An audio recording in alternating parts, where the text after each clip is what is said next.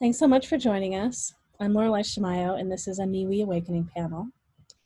Our theme tonight is Divine Feminine and Women's Sexual Empowerment. We have 6 practitioners that will be here in total. 4 of us are here right now, and 2 of us are just a few minutes late. So we're going to go through and we'll all share a bit about who we are and the theme, and then we'll be answering questions from the audience. It's $15 to ask a question, and as more people come in, I'll repost that in the chat. I think most of you can see it right now. Yeah, it's great. I'm really excited that we're doing this topic. We have online fairs and online panels and some different events as well. They're all lovely and educational for me. I love getting the gathering of all the practitioners together and to be able to share with the public. And the questions are so much fun. We get to explore so many things together, and I learned so much listening to all the answers. It's great being here. Let's see what else I want to share. Maybe I'll share just a tiny bit of more people coming. It's great. I know it's for those of you that might be watching this later in the recording, it's a challenging time right now. There's so much going on. In particular, many of us are in the Northwest, and there are so many fires right now. Lots of smoke in the air. People are evacuated. So many people, and so much has been burned. So just keeping that in mind tonight. And so we're here together. Yeah, I'm trying to think. Maybe just some upcoming events we have. I know tomorrow night we have a fair from 5 to 9 p.m. Pacific time. We'll have 15 practitioners together sharing our work. We have a lot of free talks tomorrow night at that event. And then we have another fair. It's in the middle of the night here, but it's going to be in the evening in Australia on the 17th. We have another fair coming up on the 26th. This is all September 2020. And we have more panels. That's right. There's going to be a panel on the, gosh, do I know my dates? I think on the 18th, it's going to be on the Fae and Elementals. For working with the Fae and Elementals. On the 20th, it's going to be on animal communication, spirit animals and things like that. And then October 2, we have a panel on working with angels and the serendipities. So all kinds of different things. Yeah, so maybe we'll go through and we'll start doing our introductions. So each practitioner, feel free. I know Galactic Ashley just got here. So feel free to take like 4 to 5 minutes or so. Go ahead and share about your work and share about the theme tonight. So go ahead and just blend that all together. And actually, maybe since we are doing it together, maybe let me share just a little bit. Some of you submitted some things in writing. I'm going to share a little of that first. So, well, yeah, maybe, okay, I'll just go ahead and say it. It's not in my voice. But so Claire Sierra shared, awakening the divine feminine is not just an esoteric spiritual experience. It's about deeply honoring our sacred self, embodying our wholeness as women, something that has been denied for eons. By negating and pathologizing women's bodies and our sexuality, women have been disempowered. Through abuse and shame, women have been enculturated into disconnecting from our bodies as a primary source of power and pleasure, thus reducing our ability to enjoy and manifest our lives. Divine feminine path is not an up and out transcendent spirituality. It's one of deep embodiment, and that includes our body, our sensuality, and sexuality. Part of why women are drawn to Mary Magdalene is that there's an earthy, embodied sensuality to her that centuries of disinformation could not repress. We feel her and recognize that there's another story. There's an archetypal energy, a portal through her that we can align with in service to our own wholeness as feminine divine beings. And then Rena Faye shared, by consciously engaging in spiritual sexual connections, it becomes not only an act of pleasuring our bodies, but feeding our goddess souls. And then Sharon notices that this work with women, there's a lot of undoing and reclamation that needs to happen. A reclaiming of what divine feminine means to each of us, to our bodies, our souls, and within our relationship with ourselves. Our sexual empowerment has everything to do with what our personal and unique bodies feel, sense, and know to be true.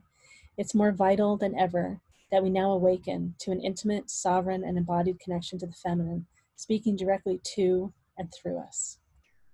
Well, that's a small sample of what we're up to tonight. And, oh yes, okay, right, more of us are here. This is so exciting. All right, great. Well, let's see. So we're going to go around and so let's see, all 6 of us are here now. This is great. So we'll go around and each share about, about 4, maybe 4-ish minutes. So go ahead and talk about your work and talk about the theme, kind of all mixed together. And then we'll be answering questions from the audience. So you might want to think about what you might ask. It's great to ask a personal question, and probably all of us will answer. This is not my specialty, so I might answer less than everyone else. Yeah, very excited. All right.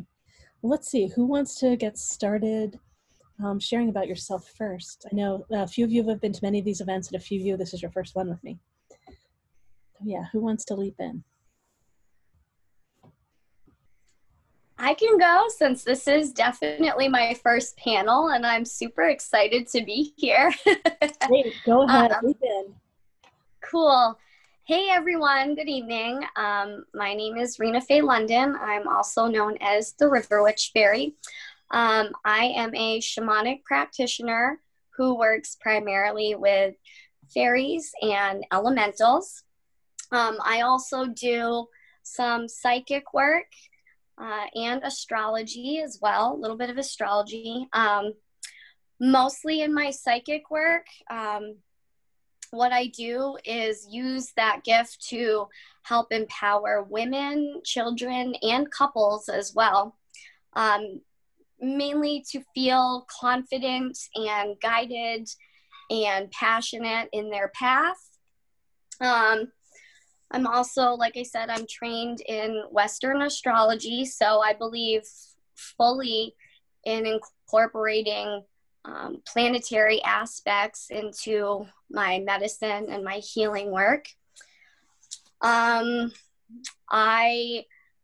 do focus a lot on women's sexuality and the divine feminine, but I'm really big on focusing on empowering women to have healthy sexualities and feel confident and safe in their sexuality, and spiritual as well, feel divinely connected.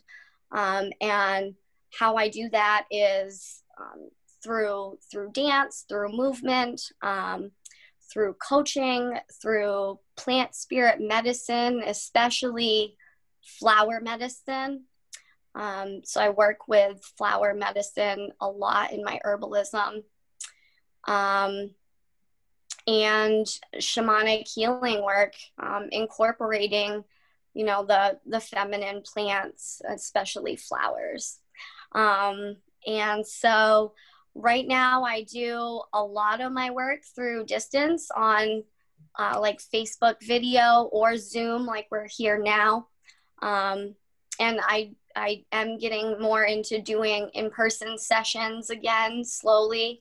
And I am all the way out in Western Maine, in the mountains. So I'm way out in the Northeast.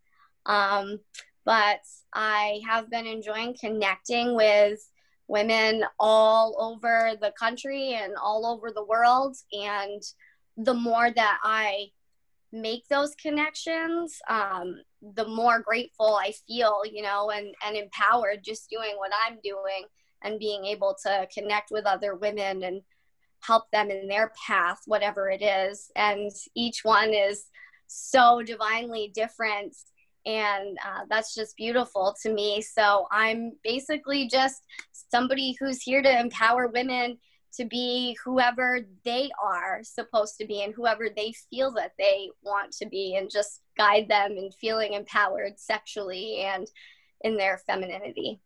So I'm so grateful to be here. Thank you so much, Lorelei, for having this and allowing me to be a part of this. I'm just really blessed to be here. No, you're very welcome. Thrilled to have you. All right, great. Who else would like to share? Just go ahead and take about 4 minutes. Which of you would like to jump in? I know Satori Galactic Ashley, you've done this a number of times, so maybe if one of you can jump in, that would be great. Did Satora pop out, or is she still here? And I can always go too. But really, if any of you want to go ahead. Sorry, I'm not bailing. I'll just go. I was trying to take notes. We're combining about yourself and the theme tonight, so go ahead and integrate. Right, yeah, I will. That's okay. So hi, my My eyes are burning. So sorry. I was trying to get humidifiers or something set up. So Ashley is right deep in the middle of Oregon where there's so much smoke and the fires are so close. I'm Galactic Ashley, and I channel divine guidance for star seeds, connecting them to their star families and galactic lineages.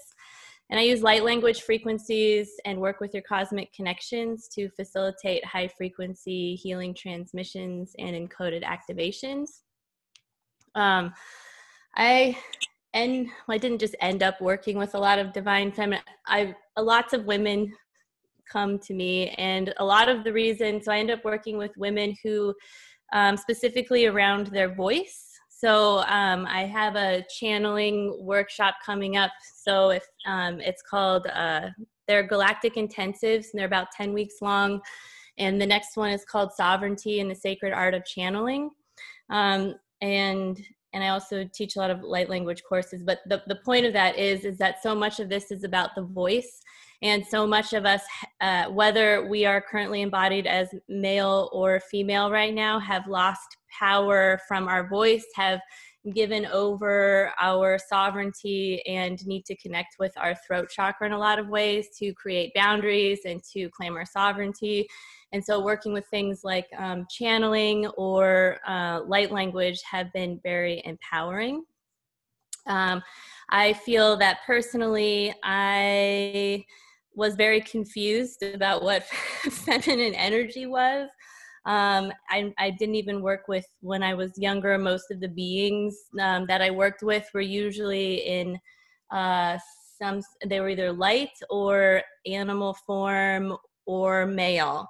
And it's because of, we look at the women that are around us as being sort of guides of what femininity means, and that didn't align with me at all. And so I basically one day was looking at becoming a mother, and it wasn't, so many things were not clicking, and basically I was guided that basically I was masquerading my divine feminine as masculine.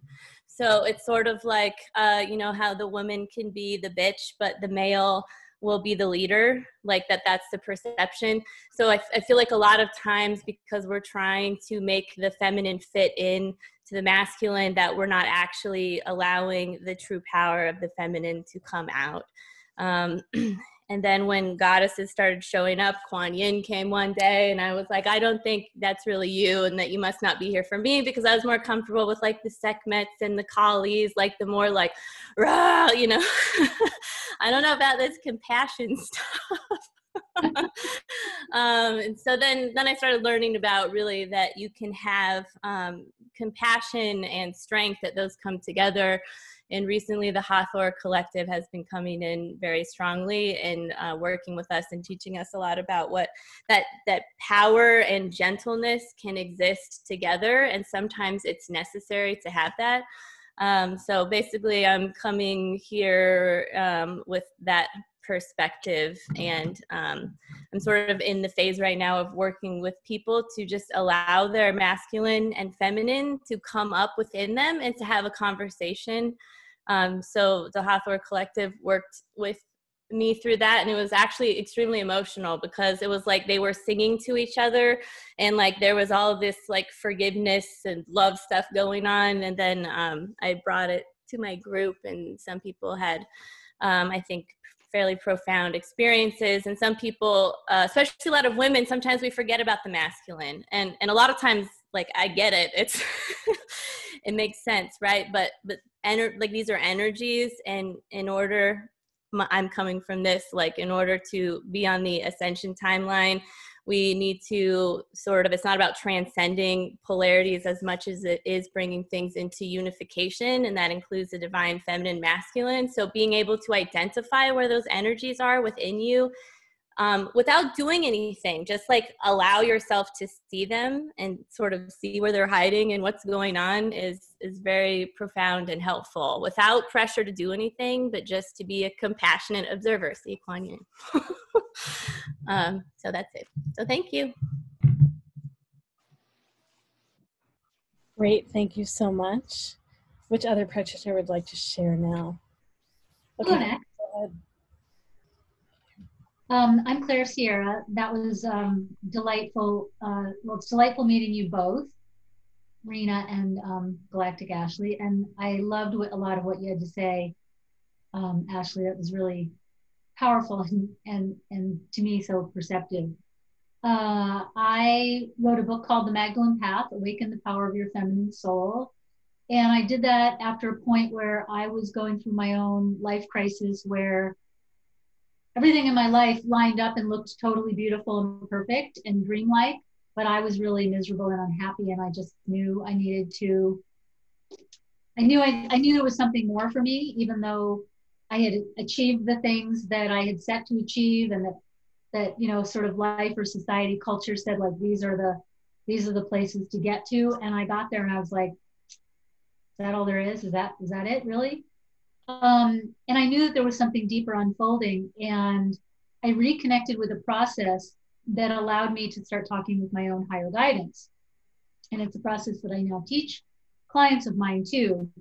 And I called it listening to spirit when it came to me. I later studied with somebody else who has another name for it. But, you know, to me, it's really all about connecting in with our own higher wisdom, whether that's inside of us, whether that's, you know, angels, whether that's deceased ancestors, whatever. It's available to us. And I really got the message that I was here to awaken the divine feminine through the story of Mary Magdalene. And I really, frankly, for a long time, resisted that for like quite a long time. I'd be like, no, I want to know what my real purpose is. Not that one. That just sounds too hard. It sounds too messy. It sounds too controversial. I don't want to do that. But eventually I kept asking, kept getting the same answer.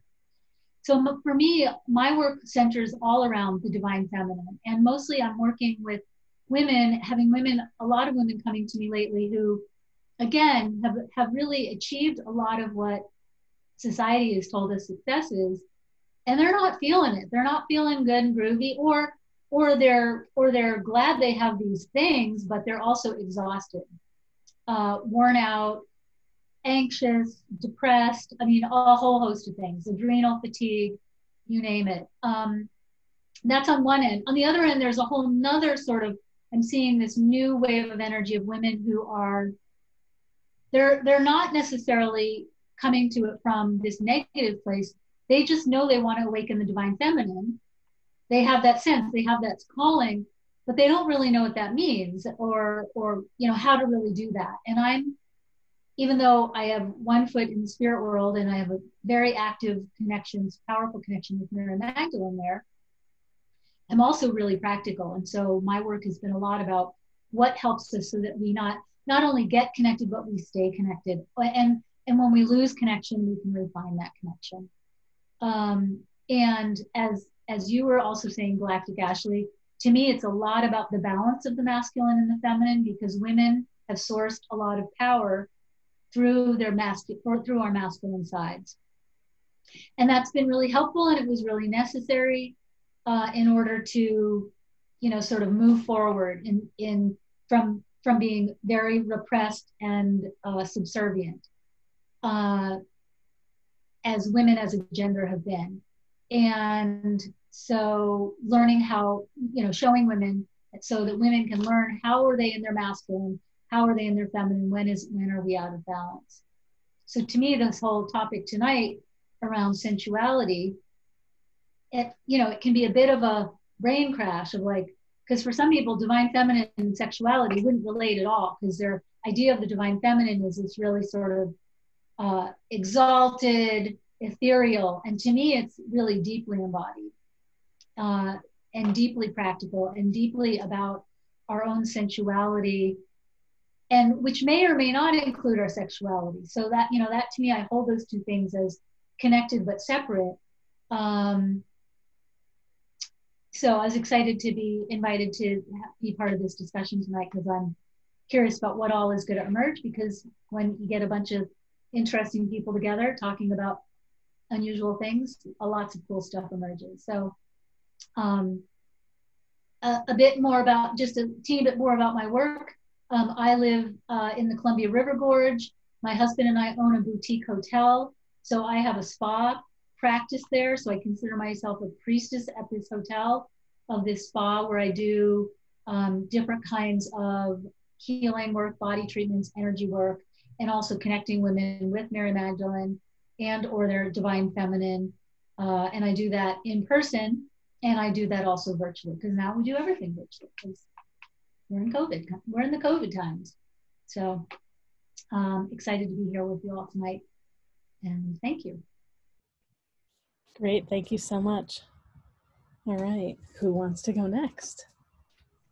I'm happy to go next. Great. Good evening, everyone. I'm Sharon Ann Rose, and I am here in the Pacific Northwest as well. I'm in Portland. And I'll say a little more about feminine fire in a moment, but I come to you as a transformational guide and a women's empowerment soul leader. I've been working with women for over 20 years. And, you know, I originally came into this with deep research, you know, just researching. I was the youngest of 4 girls, and I sort of entered the world like, what is this woman thing? And so I just studied really introspectively, as well as at school, through women's studies and gender studies, about what was going on for women, what was going on internationally, what was going on in indigenous cultures, what was going on in the Western world, and how were these things, you know, pointing us into a new way of being, as well as kind of unveiling our assumptions about what a women's place in the world was, about what the feminine was, about, you know, even Western women, how we would judge what was going on for women in indigenous cultures and assume that they shouldn't be doing this and that these things were primitive. And, you know, there was just so much in there, and it was fascinating. And then I think someone else, Ashley, spoke about, then I became a mom, and I'm like, oh my, this is time for direct personal initiation and experience of what the feminine and woman in me is really calling me into. And so out of that, over, you know, many, many years now, I've been developing processes, programs, and mentorship to work with women to really reclaim their power. And not just what we assume power is, but what power felt in the body is to a woman. And to really become her own sovereign authority on that. So not like looking around like, so what was power again? What's power in the modern age? Like really feeling it, owning it, understanding what her tenderness is, her softness, like the whole gamut, and really coming into right relationship with it in herself and her own body. And so a lot of the work I do with women, you know, what has been unfolding forever, but especially in these times, is how unsafe women feel in their bodies. And so I've been doing a lot with the nervous system, and I developed a process called the Soul Body Sanctuary and the Wombing Experience. And so I really work for a woman to be able to talk to her nervous system and really mother herself through a rebirth. Because the whole body, you know, is in kind of an outdated trauma space where it's unable in that place to truly access and allow the feminine to come forward and that new revitalized relationship with her womanhood. And so through that process, you know, she gets to rebirth, you know, her beauty and what so many others have shared, that place of reorchestrating, redefining, and reuniting, you know, what those tension spots have been, what those polarities have been, what right and left were, what masculine and feminine were, what man, woman was, and redevelop new, you know, new understanding and new love with those parts within oneself, and thus then with how we engage, you know, outside of us. Because it's really clear right now as well that women and men are struggling. They're struggling to understand each other. They're struggling to hear each other. They're struggling, you know, to be able to take up the space that they feel is, you know, necessary for them to heal and grow. And so again, that always comes back to how do we own and take responsibility for these parts in ourselves. And so I am the author of a book called Faces of the Mother, A Feminine Restoration. I've developed several other programs. I've worked a lot with grief, because one of the first places I found the stepping stone to really accessing your feminine is really getting in touch with your grief. It's the place that opens up so much inside of you to be able to drop in. And again, what so many of the gorgeous other practitioners said, into allowance. You know, this is a journey when we touch in with our feminine self. It is all about allowance. It's the being part of us. It's, you know, really leaning in and surrendering, not to something outside of us, but to something deep in us. And that can be very terrifying and scary, because we want to be able to see it, feel it, name it, form it. But those are all traditionally very masculine traits. So this is really surrendering into that which can't be named, it can't be formed, it's utterly mysterious. We have no idea what it's going to do and where it's going to take us. So that's some of that. And so my book, Faces of the Mother, really journeys and shares. It's a bit of a playbook, as well as a little window into some of the journeys and processes that I've done with women over the years. I also want to speak a little about feminine fire, because where I am, and I think many of you are, there's a lot of fire right now. And I think it's pointing to this understanding that, you know, fire in our culture has gotten completely out of control. You know, fire often is connected to power, but it's also connected to rage and anger and these things of inflammation. You know, so many people that I work with are dealing with these aspects of inflammation in themselves, whether it's physical, emotional, psychic, you know, an overwhelm of toxicity in our bodies and in our lives. And so when we come into an understanding of our own feminine fire, it's that deep, sustained place in us that we can keep drawing upon in such a loving, organic, natural, coherent way.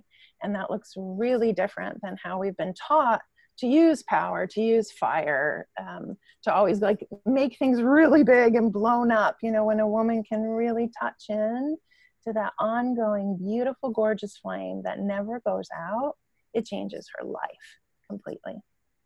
So I'm really honored to be here this evening, you know, in the midst of everything that's happening, you know, certainly in my region, but it's impacting, I know, the whole world, and really sending blessings and prayers, you know, to the reclaiming of our feminine fire.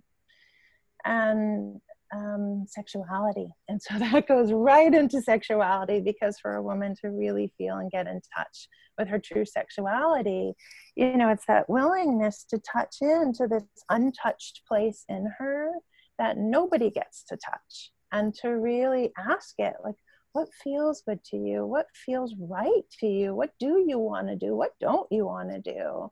And really let that guide her into an organic way of understanding. In my work, you know, what I have come to understand is sexuality is all about our direct relationship with creation, and how creation actually, you know, flows through us personally. Not the way everyone tells us, you know, manifestation works, but the way that it literally courses through our bloodstream and our bones and our bodies, and how we can feel that and access that and work with it, you know, in a very sustaining, organic way. So that is a bit of who I am and what I bring here tonight. And I am so honored to be amongst such a beautiful team. And I look forward to what might happen and unfold this evening as well. Thank you. I'm so excited to be here, hearing all of you share. This is lovely. All right, we've got a couple of us left. I think Satora, you're next. Are you all set? Hi, I'm Satora with Well of Love. I'm a channel and an energy healer, and the group of beings that I channel is a group of ascended masters and angels. So one of the first beings that I came in contact with has been Kuan Yin, and lately the Divine Mother, the Divine Feminine, has been wanting to come through and work through me. And the first manifestation of that, or the space that comes out of that, is to create a space of utter and unconditional love, to have a space for you, for me, for us, where we can just be as we are, and where we are welcomed and loved and embraced just as we are, where there is no, you should do this, you should be like that, you have to achieve this, you shouldn't, and that all these things can fall away. And in this space, just relax and find out, who am I really? What do I feel? What motivates me? What is interesting to me? What do I really want? What inspires me? What has outgrown its usefulness in me that I can let it go? So in my work, this is, it's like a foundation that through the love of Divine Mother and the energy, to create this space of just absolute welcome and love, and just being allowed to be as you are. And then there's another aspect that came through for me, is what they call empowered feminine, that for many, many years, we as women have been disempowered for way more than years. It's like eons. And that this new femininity coming up is combining the qualities of intuitiveness, of softness, welcoming, inclusiveness, from a place of very strong power and centeredness, from a place of being aligned with oneself. And that this empowered feminine also is very, very resilient and able to heal through all that we've been through, to heal herself and to also provide space for others when there is enough space and energy and healing that has happened, so they can heal also, so that it becomes something shared.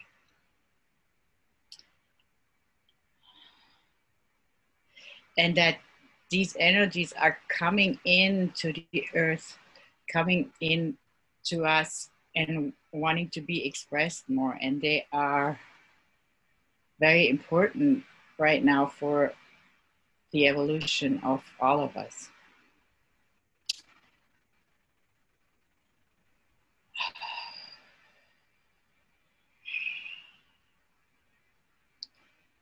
So yeah, so that is part of my work, and I'm kind of, I don't know what to say right now, because yeah, those are the most important aspects that I work with and that comes through me and that work with me too in my own healing. Thank you. And I don't remember if you shared, I wasn't as present. Did you say anything just about the healing work that you do too? It might be great to share a little about that. Yeah, we do energy healing. And as I said, the foundation of that is to create that space, that the space of absolute acceptance and welcome and love is there. And then through, and the energy work I do is called quantum energetic realignment, one modality. And it is pure divine love coming through and helping whoever is the recipient according to their intentions of what they wish to change and achieve, to align the whole system, the energies, emotions, the body with these intentions. And this transports you into a different state where you're more aligned with what you really want, with your heart's desire and the stated intentions.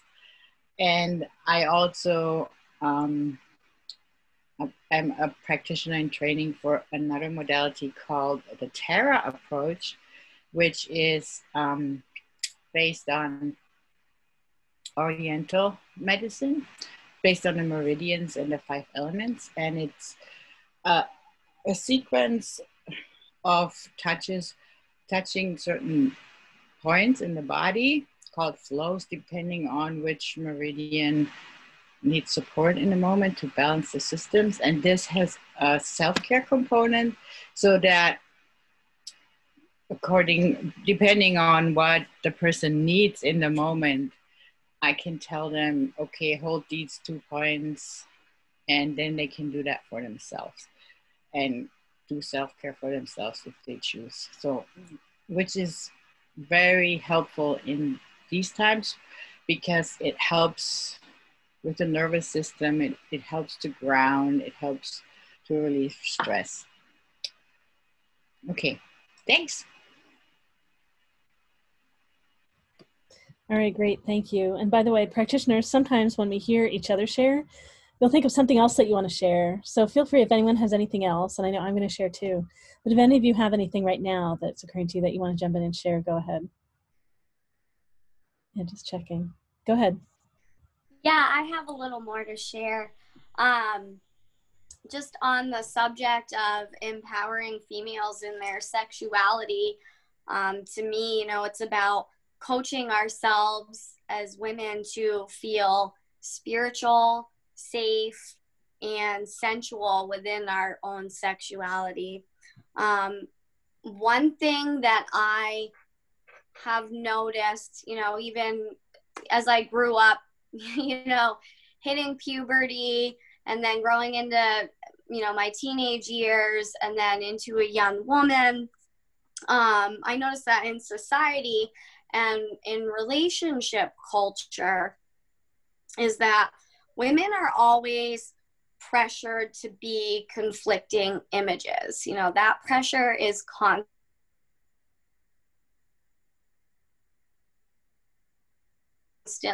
on us. Modest, then, you know, we're made to feel like we're not sexy enough, or we're not outgoing enough. And then on the other end of the spectrum, we also get, you know, this pressure that if we're outgoing and we're seductive and we exemplify that and we're outspoken, then, you know, we get put into a category that says we're too taboo to be taken seriously, or we're too sexy, or we're exemplifying too much seduction to be deserving or qualified for commitment. And those are false pressures that we deal with every day. So there's an imbalance on the scales there. And we have to look at, you know, what defines that term that we're all feeling the pressure of sometimes, or that we want to feel. What defines that term sexy, or sexuality? What defines sexuality for us as women? So what does that mean for a woman? Every woman's path and her purpose is different. So what a healthy sexuality looks like for one woman is always going to be different to the next. And how we become empowered is going to look different in each and every one of our lifestyles, our background, our conditioning. You know, it's going to be a different path to sexual empowerment. It's never going to be the same. It's never going to look the same. And that's really what we have to break through to understand that we don't need to feel under the thumb of these pressures. Because divine feminine wasn't created to be all the same archetype. We are all different archetypes in that divine feminine.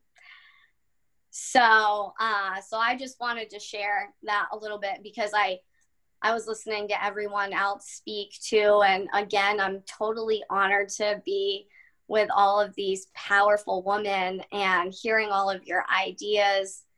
And I feel like, you know, everybody kind of touched on similar things, and you know, again, we channel this divine feminine in different ways. And I think that is so important to understand. So thank you. Great, thank you so much. All right, yeah, so much that we all want to share. So we're gonna have 2 more hours of this. Let's see. So I'll also be participating in the panel. Different experiences than the other practitioners. Different context a little bit. So I'm an intuitive eye reader and a body psychology coach. I started off as a scientist and had no idea that I'd ever be doing this. Yeah, it's been a huge awakening for me. Yeah, so I work with people full time. So some of the things about this theme for me, let's start with the name. So I spelled women with an X for a few reasons. Women, to use a word that doesn't derive from man, to be inclusive of transgender and non-binary. I consider myself non-binary. I use she, her, and they, them as my pronouns. I'm queer. I date women. And when I was a teen, so again, just where I was receiving messages when I was younger and didn't realize, I just suddenly one day knew I had more testosterone than the average female. I used to say that, and sure enough, I do. Yeah, just part of my journey. You know, and denying my sexuality for a long time, my attraction and expression and all kinds of things. Part of that is because I had lots of childhood sexual trauma. Didn't know that for a long time. Some of it I consciously knew, and so much of it I had repressed. And I went through a phase of really abusing myself for a number of years, being sexual with people I didn't want to be sexual, until I was able to finally recognize and uncover, you know, layers and layers of this. And I'm still in that journey. So, and part of it is right, to protect ourselves, our memory disappears, and then the sorting for me, and knowing that I'll never fully sort what is mine, what is my lifetime, and what is generational, what is not from my life. Such a journey. Oh, in terms of diversity, I also want to mention and honor asexual as an expression of sexuality. Sacred feminine and embodied power is distinct from, right? The feminine is distinct from being sexual with another person. And so in my eye readings, one of the traits that I look at is a person's defense, how we protect ourselves. That forms from the first 2 years of life, essentially from wounding. The two opposites in defense are called flexible and structured. And so flexible is what our society generally calls feminine, and masculine, what our society generally, or structured is what our society generally calls masculine. And right, it's really the misnomer in some ways. It's overuse of power, you might say, in a way that's really aggression, and fear of power in a way that is collapse. And the healthy expression is to have both of these, so we have healthy access to our embodied power, right? So it's fluid, the whole range. But in my defenses, there's flexible and structured, and then switchable, where some people bounce back and forth. So ways that we go in and out of our power, essentially, false power and denial of power, to find true power for me in being, I guess for me, healthy feminine, sacred feminine, divine feminine is when we access the softness and the power at the same time. So strength and softness, strength and flexibility at once. And then in my body psychology work, some of the pieces that are relevant. Body psychology really is presence in our body, awareness of our body. How much are we listening? How much are we hearing? How much are we able to honor and express in ourselves, by ourselves, with others, like layers of this journey? So I use a map of 5 feelings. One of those feelings is sexual. And it's not only erogenous zone sexual, it's also aliveness. How much do we feel of aliveness in our body when we feel so passionate when we're doing something that we love? To me, that's connected to sexual. Deeply connected to our soul. There's a tool I use called the Cosmic Jiggle from Gay and Katie Hendricks that might come up a little later. Just thinking about that again in this context. It's more directly connected to feeling our sexual feelings, and at the same time, it's how connected we can stay in ourselves and how much we're able to stay in our power when we have those feelings. That's part of the journey to full embodiment. And another part of my body psychology, I look at 4 types of fear. Fear often comes up, both with power and with sexuality, often for us. So fears, how do we go into fear? What does that look like? How do we notice it? And then there are things called fear melters or antidotes. These are also from Katie Hendricks, and some tunings that I've done, right, that help us shift out of fear to flow into our power. And then I wanted to mention too, just in the context of, so ironic for me, right, that this is such a topic that in some ways I felt so uncomfortable in, with so much trauma, and having, in terms of my eyes and archetypes, I have very masculine archetypes. I never felt comfortable in a woman's body in some ways. And then the first 2 panels that I ever hosted, and I was terrified to be up front in those, this was back in 2012, I came up with the idea of the panel. I wanted to bring people together. I created who was on the panel, and I had a friend host it in the front of the room. I put this all together and stayed in the back of the room, and now I'm on the panel myself, and I do the introductions, and just so much growth for me over the years. So that was back in 2012. The first 2 panels I did were on men and sexual pleasure and women and sexual pleasure, which is a different and related topic, and so fun to kind of come around again after all these years where I've gone through so much more personal growth myself. So thank you so much for being here tonight. I'm excited to be with all of you. Such a great educational journey for me doing all this work with us, answering the questions and being together. Let's see. So if anyone have anything else you just want to share on the theme briefly before we leap into questions, just feel free if you do. Okay, great. It looks like we're ready. So we've got, let's see, we've got like an hour and a half or so. We're going to answer questions. So we'll see how many people are asking them to try to keep our answers brief enough. Chances are we'll all say something about the questions. It's possible if you don't have something, excuse me, that's fine. And I want to remind everyone, this is recorded and it's going to be posted on the web. So if there's something private that you want to ask, we all do sessions, private sessions. We have specials, many of us. I have them posted in the chat. I'll go ahead and post everything again in just a moment as we're getting started. If you want to ask a question of the panel, let me just post that one part right here, right now. Let us know that you have a question, and then you can pay on PayPal or Eventbrite. And it looks like, yeah, so the Eventbrite link should be in the Facebook event, which I will post right here now too. And you can also, if you can't pay on PayPal or through Eventbrite, message me and I can do Square on my phone. We can talk and text and figure this all out. Let's see, I know we've got one person in line right now. See if anyone else knows that you've already paid and you're in line and I haven't seen you yet. Please message me in the chat and let me know. And I know Dale is in line. And let me say a few things before we start answering questions. So one is, so keeping in mind, right, that this is public. The second is that you may ask a question, and in our answers, we may go deeper than you want us to go in this format, or we may talk about a different area that you don't want us talking about in this format. That's fine. Please let us know. We're here to honor you. So unmute and tell us. Raise your hands. We will look to see you on the screen if we can see you. We might not be able to see you. Chat. Let us know quickly, and we all be in support of each other to have us stop and change course. So that's one thing. Second is that we believe that everyone is intuitive. You've been drawn to this event perhaps because you know you're intuitive. So messages may come in for you. And we request that you let the attention stay up here with the 6 of us on the panel during someone's question. You might want to write down what comes through for you. Often that fades, right? It floats away. And then if you want to, when we're done answering their question, you might chat them privately and ask if they want to hear what came through for you. And please honor whatever they say. They may not want it right then. They may be full with what we've just shared with them. Trust that it came through for you for some reason. And then the third thing is, this event is to be of service to all of you. I encourage you to listen in a way where you're open to learn whatever's here for you to learn, whether or not you ask a question. All right, I think those are all the basics, and let's get started. Let's see, well, I know Dale's got a question, so maybe we'll just leap in and start with Dale, and then we'll see. And so let's aim everyone for not going beyond 15 minutes. I know it's just so juicy and there's so much for us to share, and since there are 6 of us, right, with Dale sharing, I will do like 2-ish minutes for us each answering.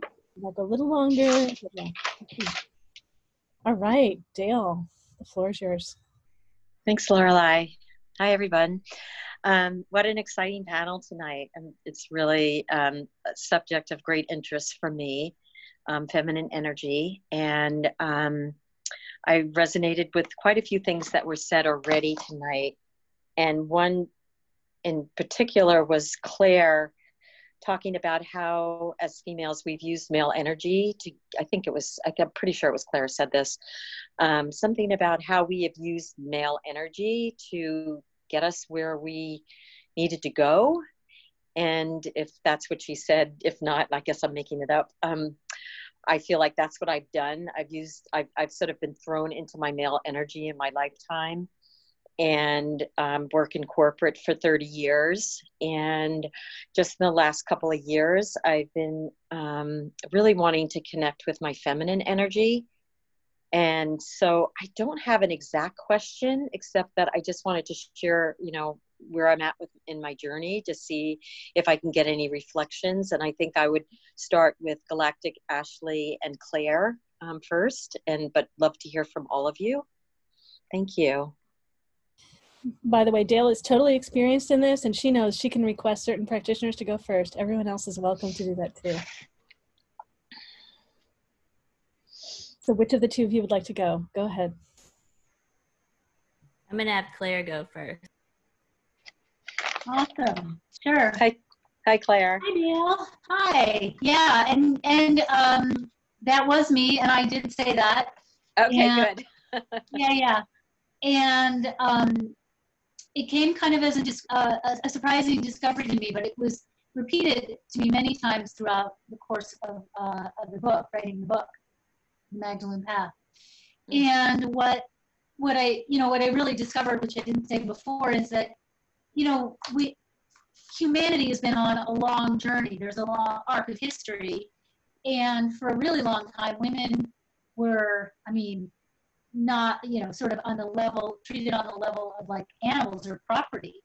And so women have been very strongly disempowered. If you look back to like biblical times, and even more recently, going a few hundred years back.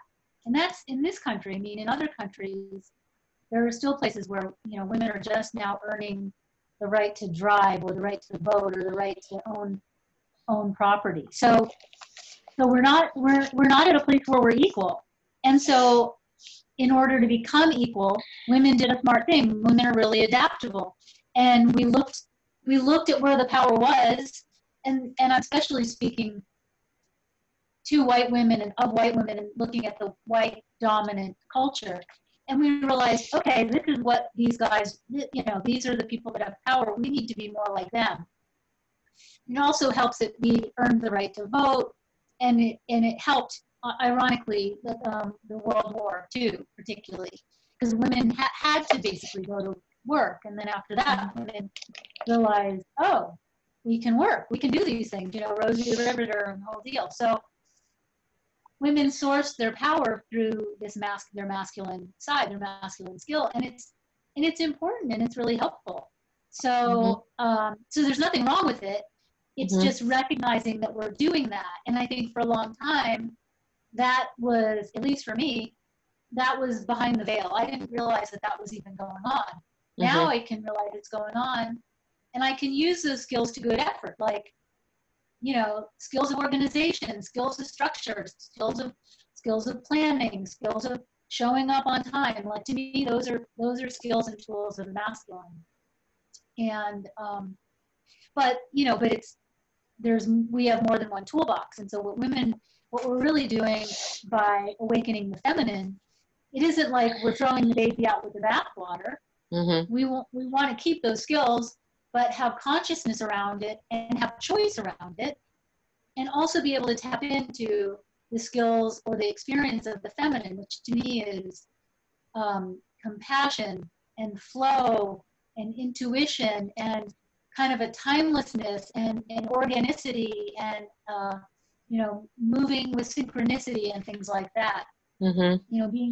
Being tapped in, and that when we start to recognize that that's a different skill set in a way, we can start to do different practices or create different experiences or awarenesses of ourselves, so that we can start to do that.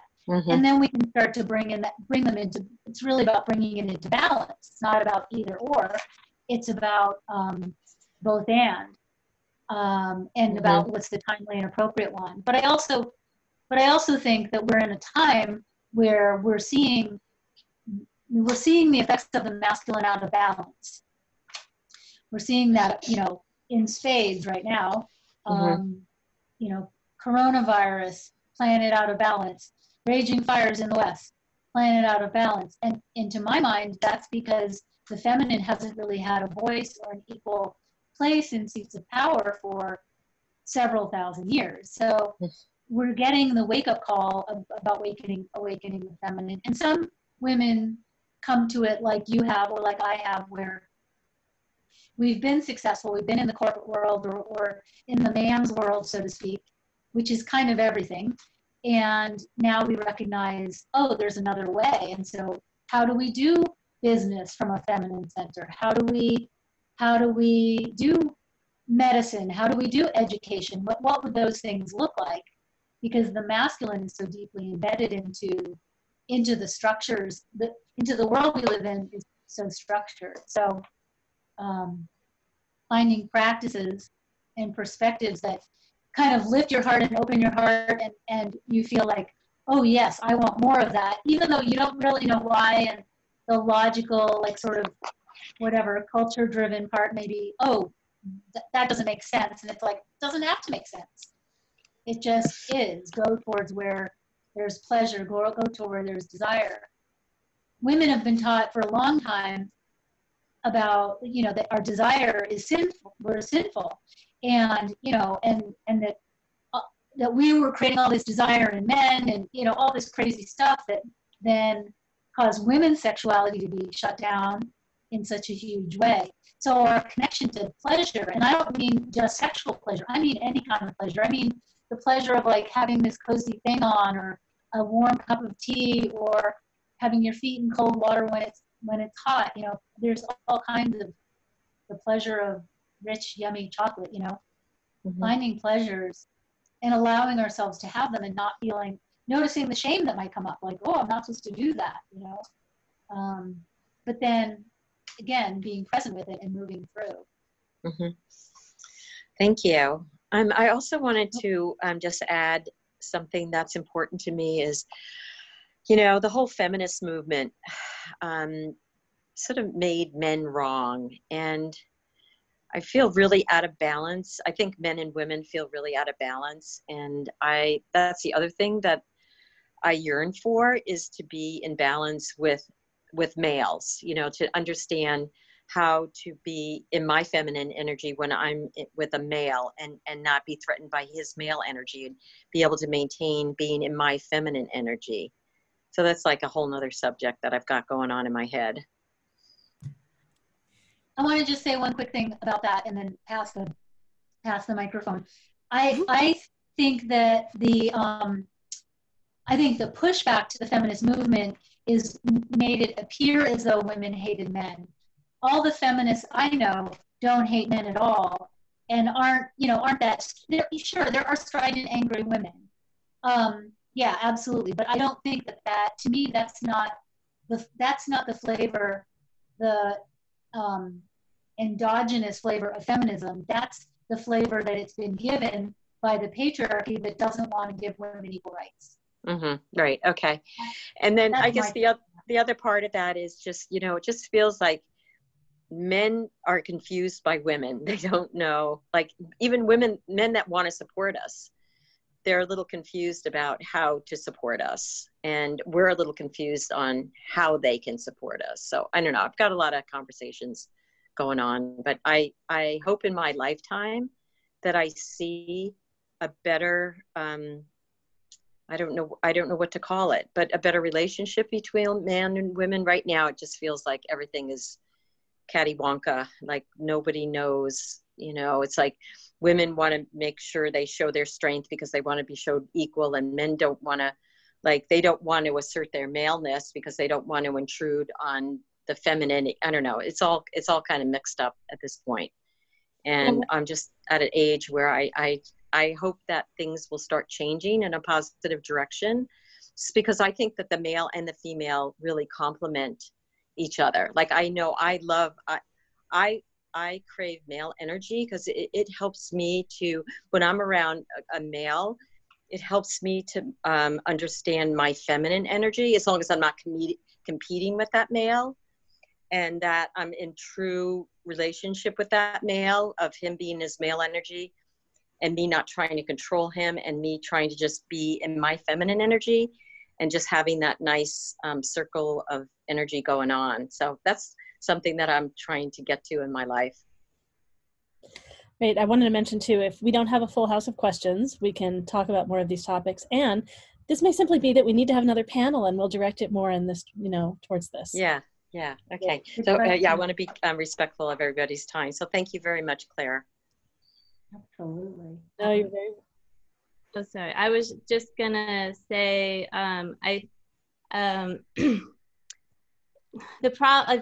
of the reason why there's so much confusion is because I'm going to say we as women, however you identify, I'm not talking about physical, right?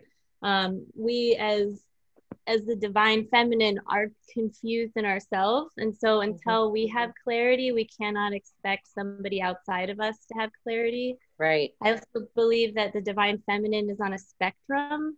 And so you will experience that uniquely however you are wired. And that is, and to even add to, which I don't think is confusing, but I see that it is confusing, is people that really don't feel like they identify with not being, I'm sorry, the terms are not very good, but it's like non-binary, or that they're not either.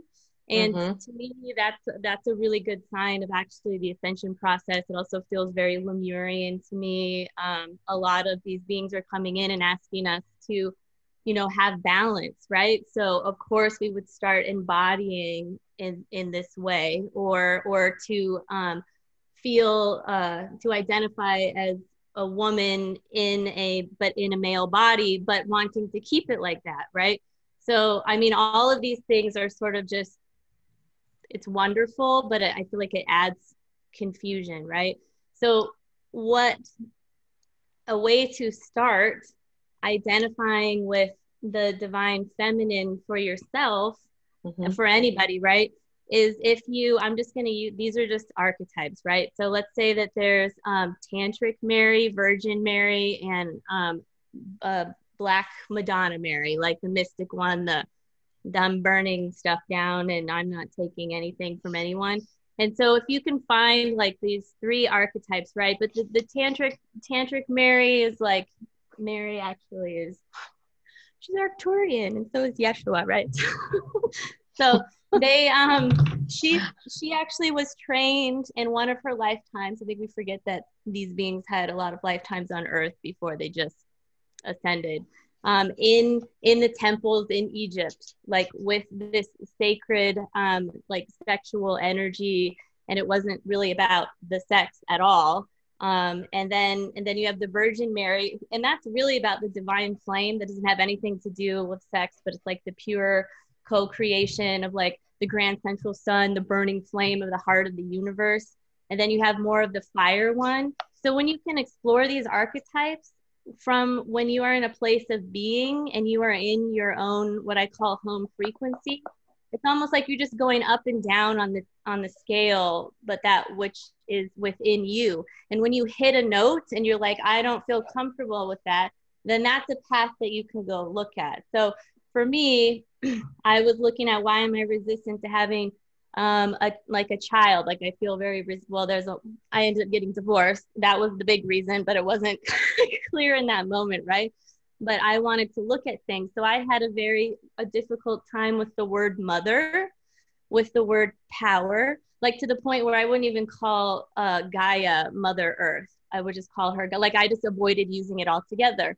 So the question that I was asking myself was, how can I be something that I either don't want to associate with, that I don't like, or that I don't want to be any part of? So if you have an issue with the word power, there's no way you're going to embody that word until you can find out what it means for you. And for me, as soon as I figured out that it wasn't about manipulation and having power over, and it was having power with, then it's like, okay, well, I can stand up straight now, and because I'm not going to manipulate anyone because I've been manipulated my whole life, right? So this always brings up our past experiences into how we're acting right now, which is great because we need to sort of dig through the subconscious and practice like compassionate observation of ourselves, which means we watch ourselves and don't judge, and just let ourselves like let things come up. And you'll notice when you're like, you'll just feel resistance and you're like, what is that about? And then sort of give yourself the space and time to go in it.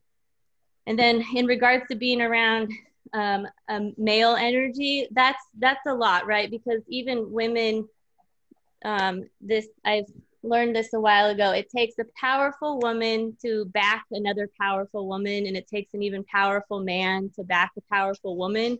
And what that means is that you have to be just so centered with your beingness that it doesn't, like, you are supporting, there's like no, we're not killing the ego, but the ego is in this beautiful divine state of neutrality, and it's hard to find that with anyone. And when you do meditate with that person and sort of just experience what masculine energy feels like and what your feminine energy feels like, and just sort of, I mean, we have to like allow ourselves to experience this. If you can go into meditation and say, what does my divine feminine feel like? Some aspect of it, and just let yourself feel it energetically. Okay. I think that will help a lot. Awesome. Galactic Ashley, what was the third one? Tantric Mary, Virgin Mary. Oh, I said the Black Madonna. Oh, Black Madonna, right. Okay, Yeah. Thank you. And then I was hesitant. That's what it's called archetypally. And then I was not sure if it was I don't know. I got in my head about word choice sometimes. Thank you. Okay, great. Who else wants to share briefly, but we don't know how many questions we're going to have. Yeah, who else wants to jump in? I'll share something real quick for Dale that just was coming up as soon as you started talking, Dale. I just, I was like channeling Mars and Venus kept coming up. So my thoughts on this for you were, every woman who taps into her masculine energy to take her to success, or to go after something in action, to achieve, and if she's able to do this easily, she's relying on her strong Mars consciousness to get to where she needs to be. We're often taught that our Venus consciousness is supposed to be solely delicate, because our Venus consciousness is our feminine energy. I don't know if you've ever heard the term men are from Mars and women are from Venus. I think there's a book called that as well.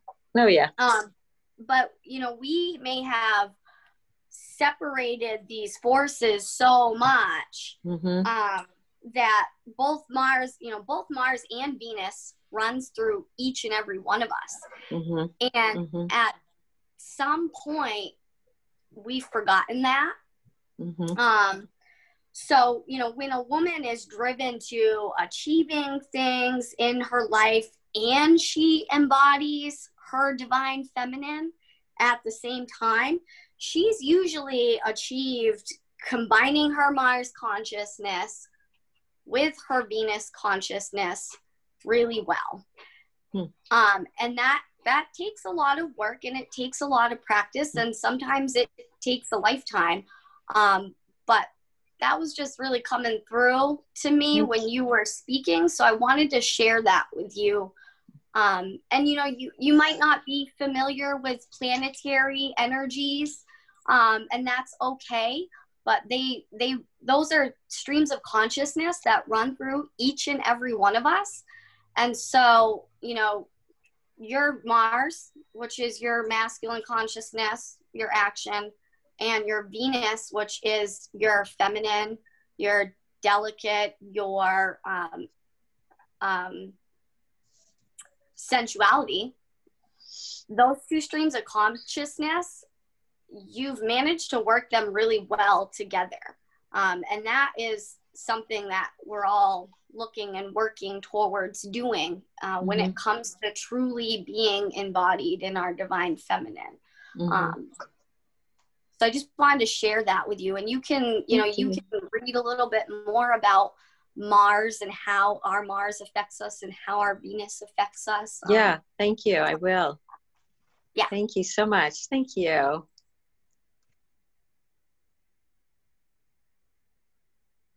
right. Someone else want to jump in? Yeah, I would love to. So Dale, hi. Hi.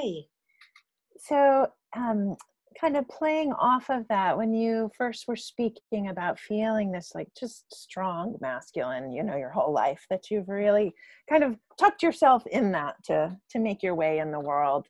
I just was looking at you, like really taking you in. And I just want to acknowledge this beautiful red you have on, and this gorgeous, your cheeks, your face, like it is so clear that you're really starting to tuck yourself into another aspect of yourself, that passion, that inner passion.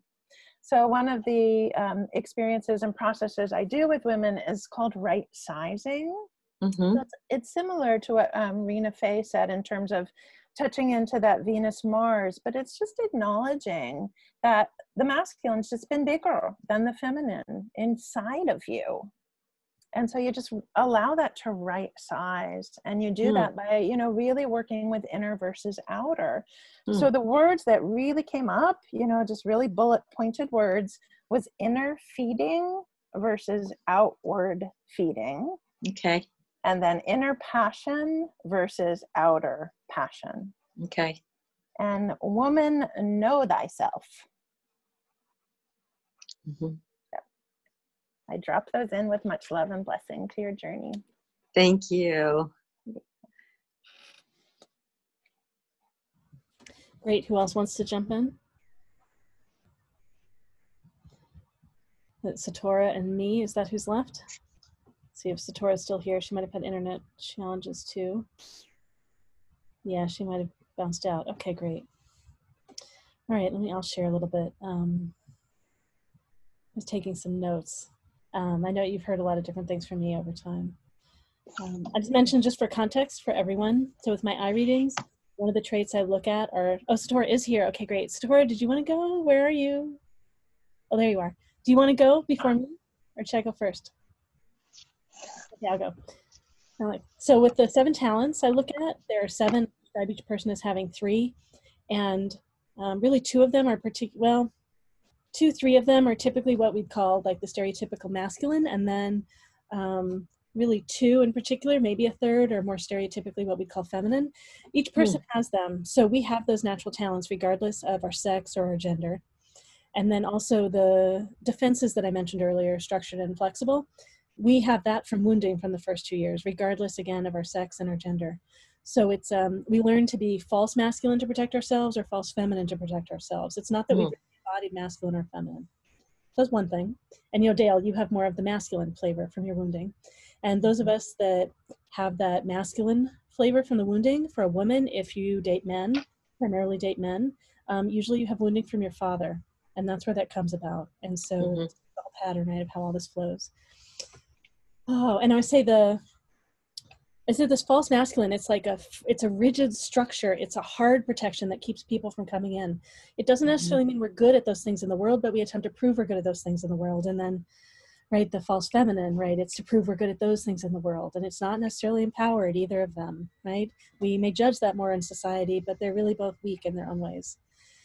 And so the false power of this one, and both, that comes from fear.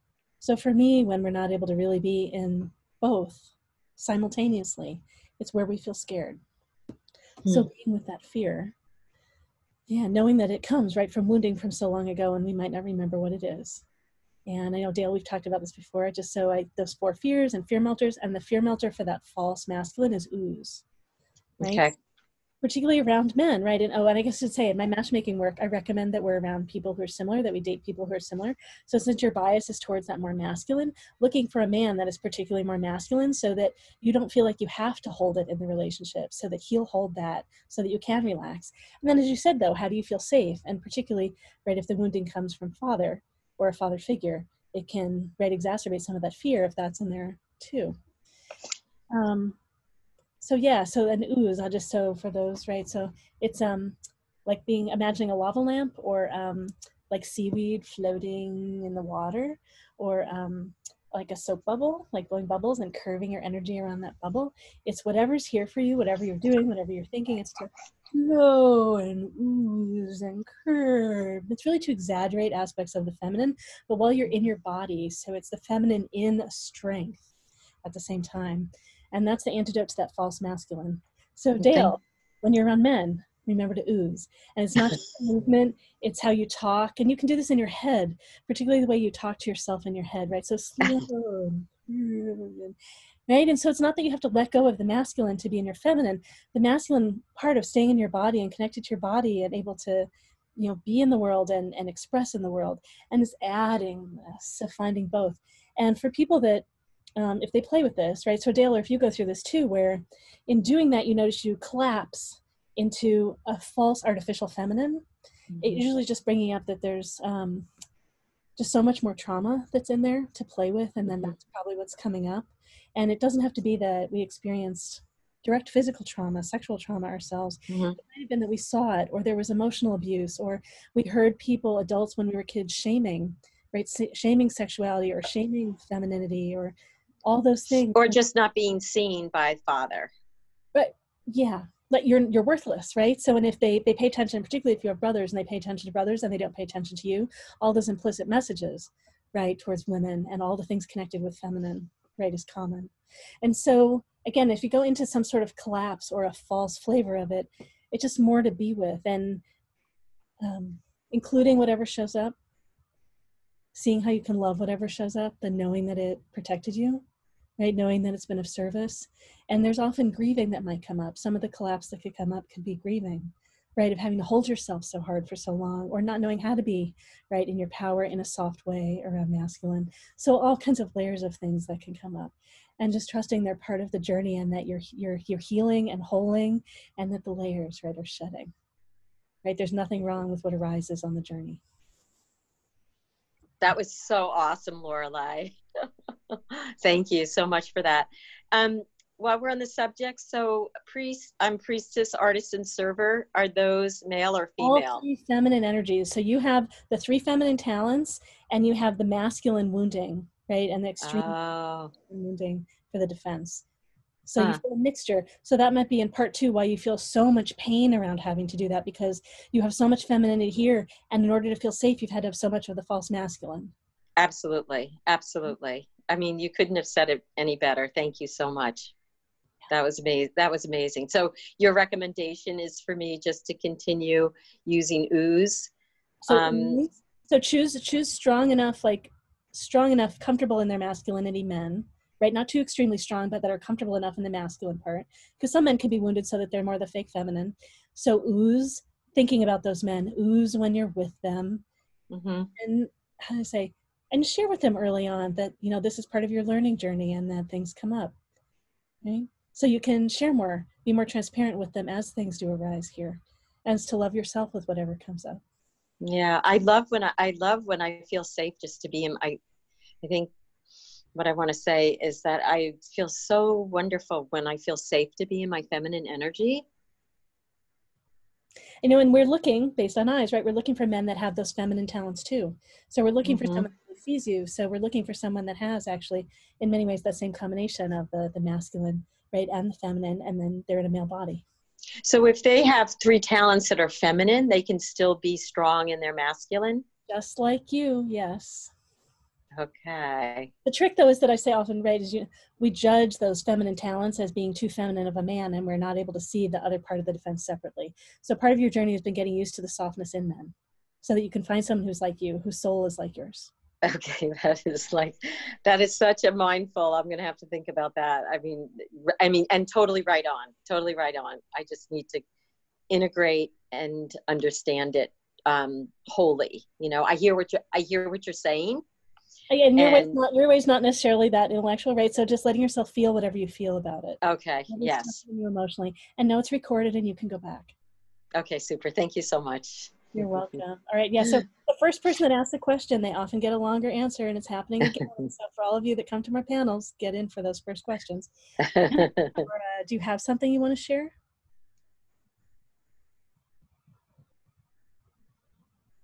No, I would just repeat what already has been said. So. Okay. Thanks, Satora. I appreciate hearing from you. Great. Thanks so much. All right. All right. Let's see. Well, thank you, Dale. Does anyone else have anything they want to share with Dale before we finish up? Any other practitioners? Okay, great.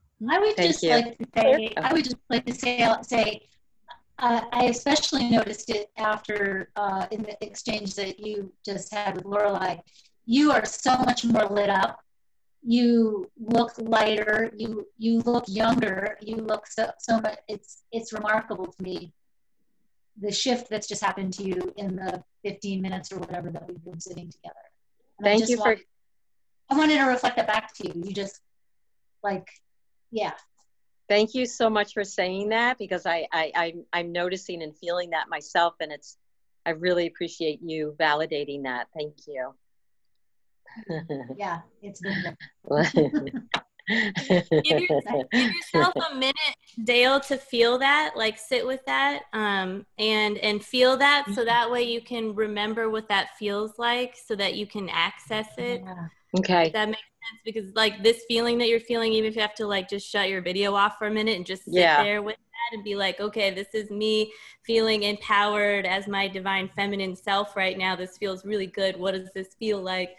And then just be like, okay, body, we're going to remember what this feels like. That way, later, when it comes up again, you'll be like, oh, it's the thing from the panel. It's here. I think that's a wonderful suggestion. I'll do that. Thanks, Ashley. Oh, that's great. All right, sweet. Well, I know we have one more person that asked a question. I don't know if anyone else wants to ask a question yet. Oh, we have a question. Okay, great. We've got 2 questions in line. So I think Anissa is next. Where are you?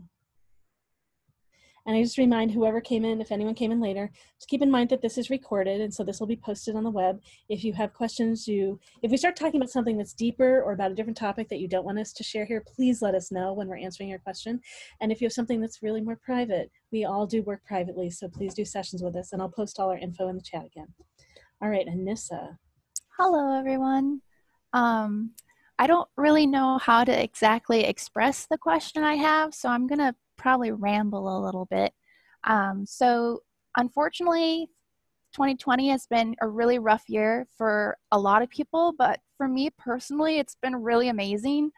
I feel like I've grown in so many ways, emotionally, physically, even with coming more to terms with how my body functions. And even though it's a disabled and broken body, I do have a better relationship with it, allowing it to be what it is and still trying to not have so much negative self-talk towards it and whatnot. I'm recently divorced, but that also ended well. And so now I kind of feel like I have this new sense of power within myself. I'm being more a stronger activist in my community, and I'm literally making a lot of white men very angry with what I am saying to them about social justice issues and how I am presenting myself when I am in, Zoom meetings. We're not meeting in person anymore. But I kind of just feel like I have just this better understanding of who I might be and who I might be becoming. And there's this strength and passion and power that I haven't really felt ever. And so what I was wondering was maybe, how do you contain this, and how do you not just let it burn really, really bright and then fade away? I don't know if there's something that you can pick up intuitively maybe that could help you, or if you have like more questions for me that I could give you more of a response to. But it's just kind of, again, how to keep moving forward and not burning too bright, but also really recognizing how amazing it is right now. All right, great. I bet we have lots of things to say about that. I know I've got things jumping up in me. All right, practitioners, someone want to go first? I'm happy to go first too, but someone want to go first? Maybe I'll go first this time. And Lorela, I do have the chart that you gave me once, so I will reference that if needed. That's great. It's great. All right, here, I'm going to pin me so that I'll show up better on the video. All right. So 2 big things occur to me. Well, I guess 3. Let me say 3. So 3, number 1, celebrating. Wow. I feel so excited. Your energy is so different just being on this call today than it was just a few months ago when you've been on the different events. So wow. I mean, I'm interacting with you a lot more lately, so I'm seeing it, and hearing you today talking, wow, I see and feel such a big difference. So it's great to have the contrast in the same context, right, to see how you're changing. And lovely to hear you say all those things. That's one. The second thing is related to that. So part of my work, I look at what's called an upper limit, or the upper limit problem. Again, this is from Katie Hendricks. Katie Hendricks was a dance movement therapist, so one of the somatic psychotherapists I study with. Great work. So I was in her 2-year training program and tons of other trainings. So the idea is that everyone has an upper limit. It's a limit that we learn in our family of origin typically about how good we'll let things get. And whenever things get above that limit, we learned in our family that that's scary and not a good thing at all. So what we typically do is sabotage. And there are all sorts of ways we sabotage, right? So some people make themselves physically sick, or they trip and hurt themselves, or they get, get a cold, or, their stomach feels bad, or they get distracted and don't do something on a deadline, or they break a promise, or they cheat, or like all kinds of things happen, right? And maybe not everything is that, but pretty much everything in life we could describe as, oh, wow, I went above my upper limit, even if we don't know how we did it. And there are 2 tricks for navigating this upper limit thing. One is, whenever anything does go wrong, is to recognize and celebrate, I went above my limit. And the more we're able to love ourselves for going above our limit, we don't focus on the sabotage, which if we do that, it just slams us down further. So anytime anything does happen, this knowing we did it, we got above our limit, and really loving ourselves for that. And the second thing, and this is a way to raise our limit, is to start to notice that feeling of when we're getting so high. And it sounds like you're having some of that feeling of too high, right? And so seeing how we can integrate, and for each person it's different, right? And so your body, right, is a little differently able. So seeing what's true for you. For a lot of people, it's being in nature. For some people, it's exercising. It might be being in the sun. It might be having your feet on the ground. So going outside with your feet on the ground. Oh goodness, eating healthy food. Like there are all kinds of things it can be. So learning what it is for you that has you get more settled in your own body. And that is actually part of what raises the limit, right? So it's noticing and loving ourselves and taking care of ourselves in that way. And that raises the limit. We don't have to be limited by what we learned, right? And this is just a process we all go through. So the second thing I think of is what you're experiencing to me is one of the 4 fears. So there's fight, which is one Dale and I were just talking about in ooze. And then there's freeze, and faint, and flee. And you're doing some flee. So flee is when, instead of being here now, we flee out into the future. So you're doing a what if, and you're not here, right? So the trick is to get back here. And I'll tell you what I typically recommend for this. And then based on what your body does, we'll think of something different. So the typical antidote or melter for that, and fear melter, which is trademarked by Katie Hendricks, I like to call them antidotes, is to sumo. So like a sumo wrestler, is you crouch. And so your body might not do this well, it might not be good for you. But so for people, typically it's to crouch like a sumo wrestler. You can have your hands on your thighs, and it's really just to ground your body right here. And whatever you've been scared about, get in this position, and don't get into a rhythmic, not thinking about it, kind of, not present thing. But get into this, and you can walk around the room like this, and think about whatever that topic is, and you won't feel as scared. I bet you won't. So you get more present physically here, and you get more present in all those different ways too. Excuse me. And so for you, and for anyone sitting, like in a meeting, you can do this by pushing your feet into the ground, tightening your thigh muscles. So there are all kinds of ways you can do it that are friendly on your joints. So that's probably what you have to be present to. So it could be touching your legs. Right? I'll just find something that's really friendly to your body. And that will help. And so thinking of the future in this way, being in this fear, that is ulping. So you're sabotaging and bringing yourself down now. So the opportunity is to love yourself for that coming up, because yeah, celebrating that you've come so high and seeing how you can integrate, seeing what's going to support you in integrating. Yeah, there you go. Who wants to go next? Thank you. You're welcome. Was that Satora? Did I see? Yeah. Go ahead. Yeah, so I just want to add a few things to that. A few little tips of what you can do is really acknowledging every time, like every little thing that is great or that you did great, or just reveling in the moment of some little accomplishment or some little thing to enjoy, like your cup of coffee in the morning, and just make a big deal out of it, or give it 30 seconds to enjoy that, or you just wrote an email that was difficult. Acknowledge that and let it sink in, because our brain is so biased towards the negative that it focuses in on whatever is negative, and we have to train it to focus in on the positive. And that will also help integrate your new empowerment, your new self-expression, your new coming into your power. So, and that is something that you can do all day long in just little 30 seconds or 10 seconds of acknowledgement and praising yourself. Like, really, Anissa, you did this really well. And even if it is just closing the fridge door, oh, I closed the fridge door really well. And if you make a mistake, you can also say, oh, wow, I did this really well. I really screwed that up really well. You can say because, we're human. We're here to learn. We all make mistakes. So why not celebrate everything you do? Because you can't really ever do anything wrong. It's just what we're taught. This is the way you do it. And that's wrong, but it's not true. There is no such thing as wrong. There's just learning. And maybe there's a better way. And in doing that, it opens you up to new possibilities in other ways. Whereas if we get down on ourselves and we judge ourselves, we shut down more. And, it takes away the motivation.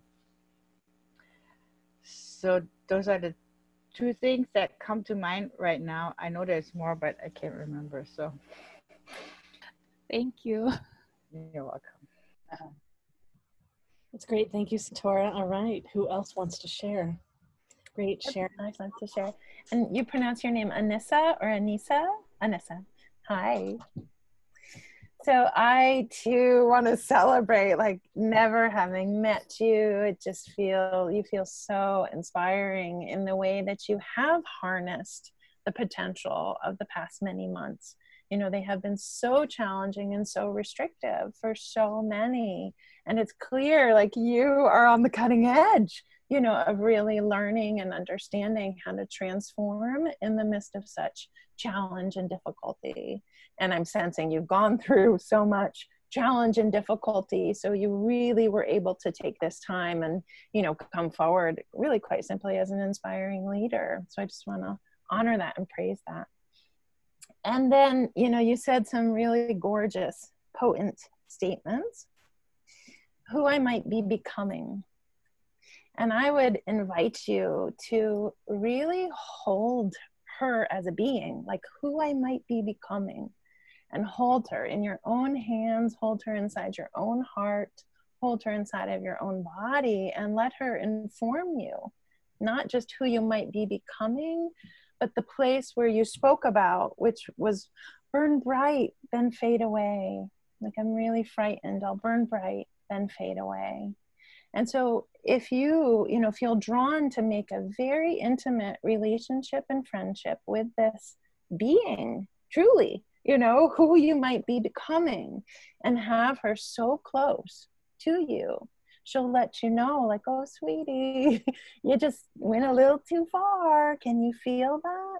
And she'll really talk to you she'll rise up and become, you know, it's when we start creating really sincere, personal, loving relationships with these different aspects of ourselves, they then start replacing those former voices that were so critical and would just, you know, slam us constantly. They start becoming that sweet, sweet inner guide, you know, to say, yeah, do you feel that? Do you feel, you know, and these parts of us help us become so distilled, like so fine-tuned, when we're really trusting, like this, who you are becoming, lives inside of you. She really does, just like, you know, that acorn who becomes this amazing tree, you know, if you can even see her that way. And then she'll inform you, you know, in the most subtle ways. And you'll hear her rise up and say, no, no, don't, you know, don't agree to go do that, or, you know, don't go too far with this. Just take your time and slow down. And what's the FOMO, fear of missing out, you know, like all these little things that cause us to overstep ourselves and to overstep our true boundaries and our true authority. She'll become your ally and your, you know, your amazing protector on that journey, so that you can really, you know, what I was speaking about before, really get to know that sustaining fire in you, instead of the one that we were taught, like, build it, put more wood on it, you know, get it really big. But ultimately that huge fire can only go out, or as we're seeing, it does such reckless damage and destroys, you know, so much that is actually very precious to us. So she'll teach you, you know, how to sustain that fire, how to tend it with love, gentleness, and, you know, to give you that inner warmth, so you can continue. You know, you're just shining as you talk about all these things that you've gone through and overcome. And it sounds like you are, you know, a completely new being, a completely new woman. So I really honor that, and thank you. Thank you for having the courage to also boldly, you know, proclaim what you've accomplished. It's not always an easy thing to do. Thank you very much. Yeah, this is not normal for me to behave this way. So thank it's you. Your new normal, honey. Yeah. That's right. By the way, I just want to drop in too, for those of you that don't know, Anissa has started helping run our fairs. So that's part of why I'm connecting with her so much.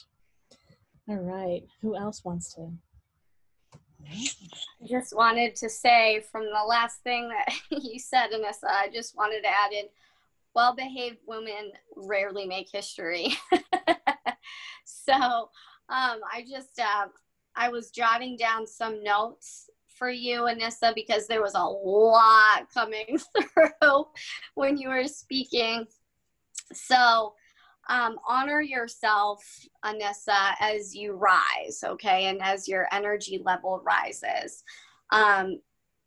Just honor those energy levels and allow yourself to go into your yin phase when you start to feel like you're burning out.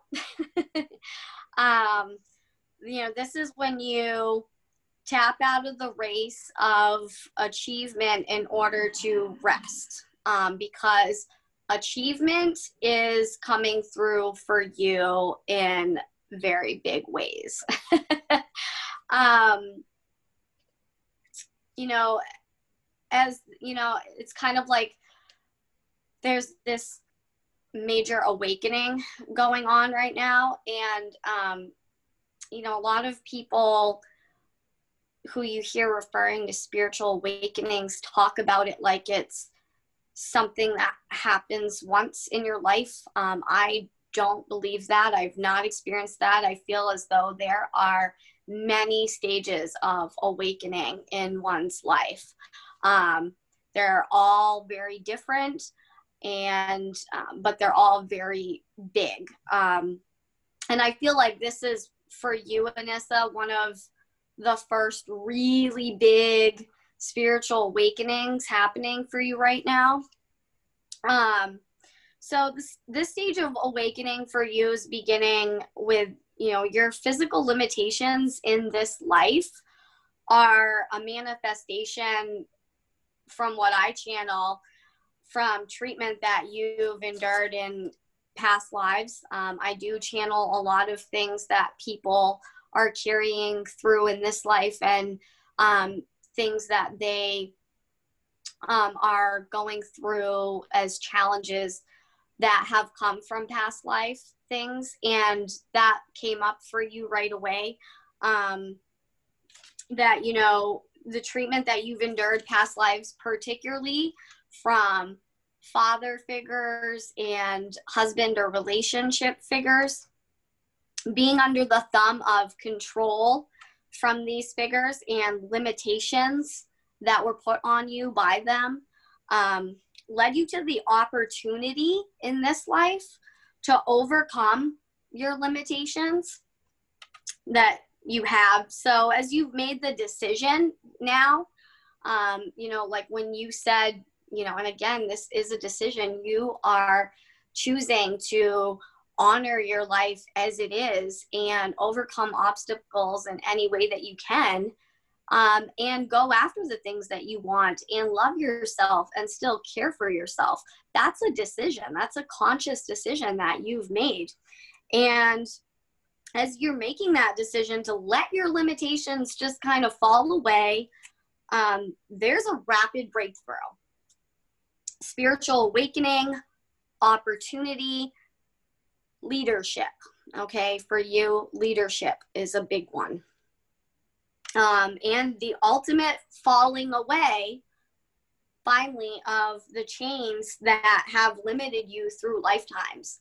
And so that's what this is all about. Once you've made that conscious decision, spirit starts working to shift everything else for you in your life because you've made that decision. And so everything else is going to fall away now. And, you know, you're coming through this breakthrough, and it does feel like it's a lot of energy. It's intense. And there's so many things happening and so many things coming your way. And this is exciting because for you, again, it is a lot of opportunity, and it's, you know, spirit leading you to what I feel like is a position of leadership. Okay. I totally feel that in your soul path. And you know what that leadership role looks like now, it might change, but you're coming into it. So, so that's what I have to share for you. It's really powerful stuff. And one last thing, random, but you have a cat companion in spirit. So, you know, cat is a power animal, an animal ally for you right now. So I don't know how you connect with cat, but I'm going to leave that with you because that animal ally is very strong next to you right now. Thank you so very much. I don't want to take up more time responding to a lot of the things you said, but thank you very much. You can say a little bit if you want. Go ahead if you want to say just a little. So I have been informed by Galactic Ashley that I might have like some feline stuff going on, but then I had one of my baby boys, he passed away earlier this spring from kidney failure. So I would definitely say that he was my Velcro in life, so I bet he's my Velcro now too. And then the leadership is I kind of fell into this leadership role with this activism group, and I'm struggling because I'm not used to being a leader, and I'm having difficulties finding that balance of not doing too much, not saying too much, and trying to find that balance of stepping back, but then also having the fear of, please don't fall apart if I don't do something. So again, that fleeing kind of mentality, even with the leadership, is coming through. And that's totally okay. You know, like I said, what I feel is that this leadership role that you're destined to take on is, it might not be, you know, it might not look the way it's going to look right now because you're coming into it and it's all a lot and it's very intense. So again, like I said, honor those energy levels. It's totally okay. And you're going to learn and grow through trial and error anyway. You know, I don't think that anybody, I mean, even any of us practitioners, for me especially, I don't think that we came into any of this saying, yeah, this is who I am and I know all about this and this is how it is and I have all of this experience. You know, I mean, it's never going to look like that. It's messy, you know, and so you just need to honor, you know, how you feel. And again, like I said, when you feel like you want to step back into that yin energy, that rest energy a little bit, it came up that it's very important for you to allow yourself that without feeling the pressure, especially from yourself, okay? Thank you very much. Great, great. All right, who else wants to share with Vanessa? No, Galactic actually, or Clay. I would add in a little bit. Yeah, go ahead. I mean, so much already that has been shared has been so powerful and beautiful. I think a couple things occur to me. One is to really start to check in with yourself and see like that feeling of burning bright and not wanting to burn out. Is that a feeling that you have? Message, like to really check in with yourself about that, so that you are, so that you know where you're coming from with it, in a sense, I guess is what I'm trying to say. Because it may be that you're burning bright and you're getting a message that you need to ground, that you need to replenish, because the energy of the masculine, which is what our culture's been in for 3,000, 5,000 years, has been always like, go, go, go, more, bigger, brighter, do more. And yet the energy of the feminine is very cyclic. And we see this in the world, you know, I mean, we see this in the seasons, we see this in the day, we see it in our own moon cycle. And so, but yet, and yet somehow we forget it because the cultural message is so dominant and so strong that we're just supposed to always, you know, always go, be always on the go and always burn bright. And that it's okay to take time to replenish, that it's okay to not be 24/7, 365 always on. Or though, is it the fear of, I don't want to burn out, you know, like your energy is feeling strong, it feels really good, but there's the worry of like, oh, I need to hold some of this back, you know, I need to conserve some of it. I don't, you know, my health or whatever reasons we might think of that might be, you know, that we might bring up as our own self-limitations. So that's just something I think to really consider. I find for women really tracking the menstrual cycle can be so powerful, because a lot of times we're feeling really bright and we're at a certain time in our cycle. And there's certain traditional ways that women feel during certain parts of their cycle.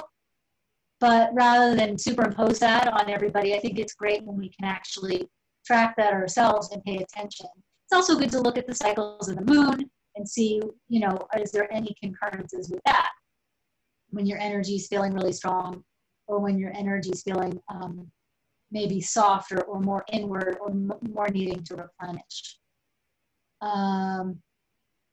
But if you're starting to feel that like sort of burning bright and like the tips, the ends are starting to feel fried, it's like that, to me anyway, is usually a sign I need to get grounded. I need to get my feet on the ground, specifically get my shoes off, walk in grass, walk on the pavement if you don't have grass, stand by a tree. Those kinds of things can be incredibly rebalancing, especially if you tend to operate as many of us do in this up here sort of area. So to ground down, to get into your hips, to breathe into your belly, to breathe into what I call the golden bowl of your pelvis. because that's really where our center is as women, is it's down here, you know, it's down lower, get wide.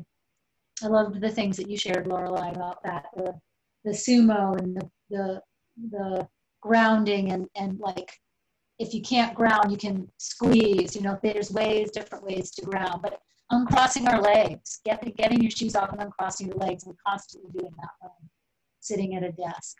So those are some pieces to add to this already very rich tapestry that has been woven for you. Thank you so very much. I appreciate that.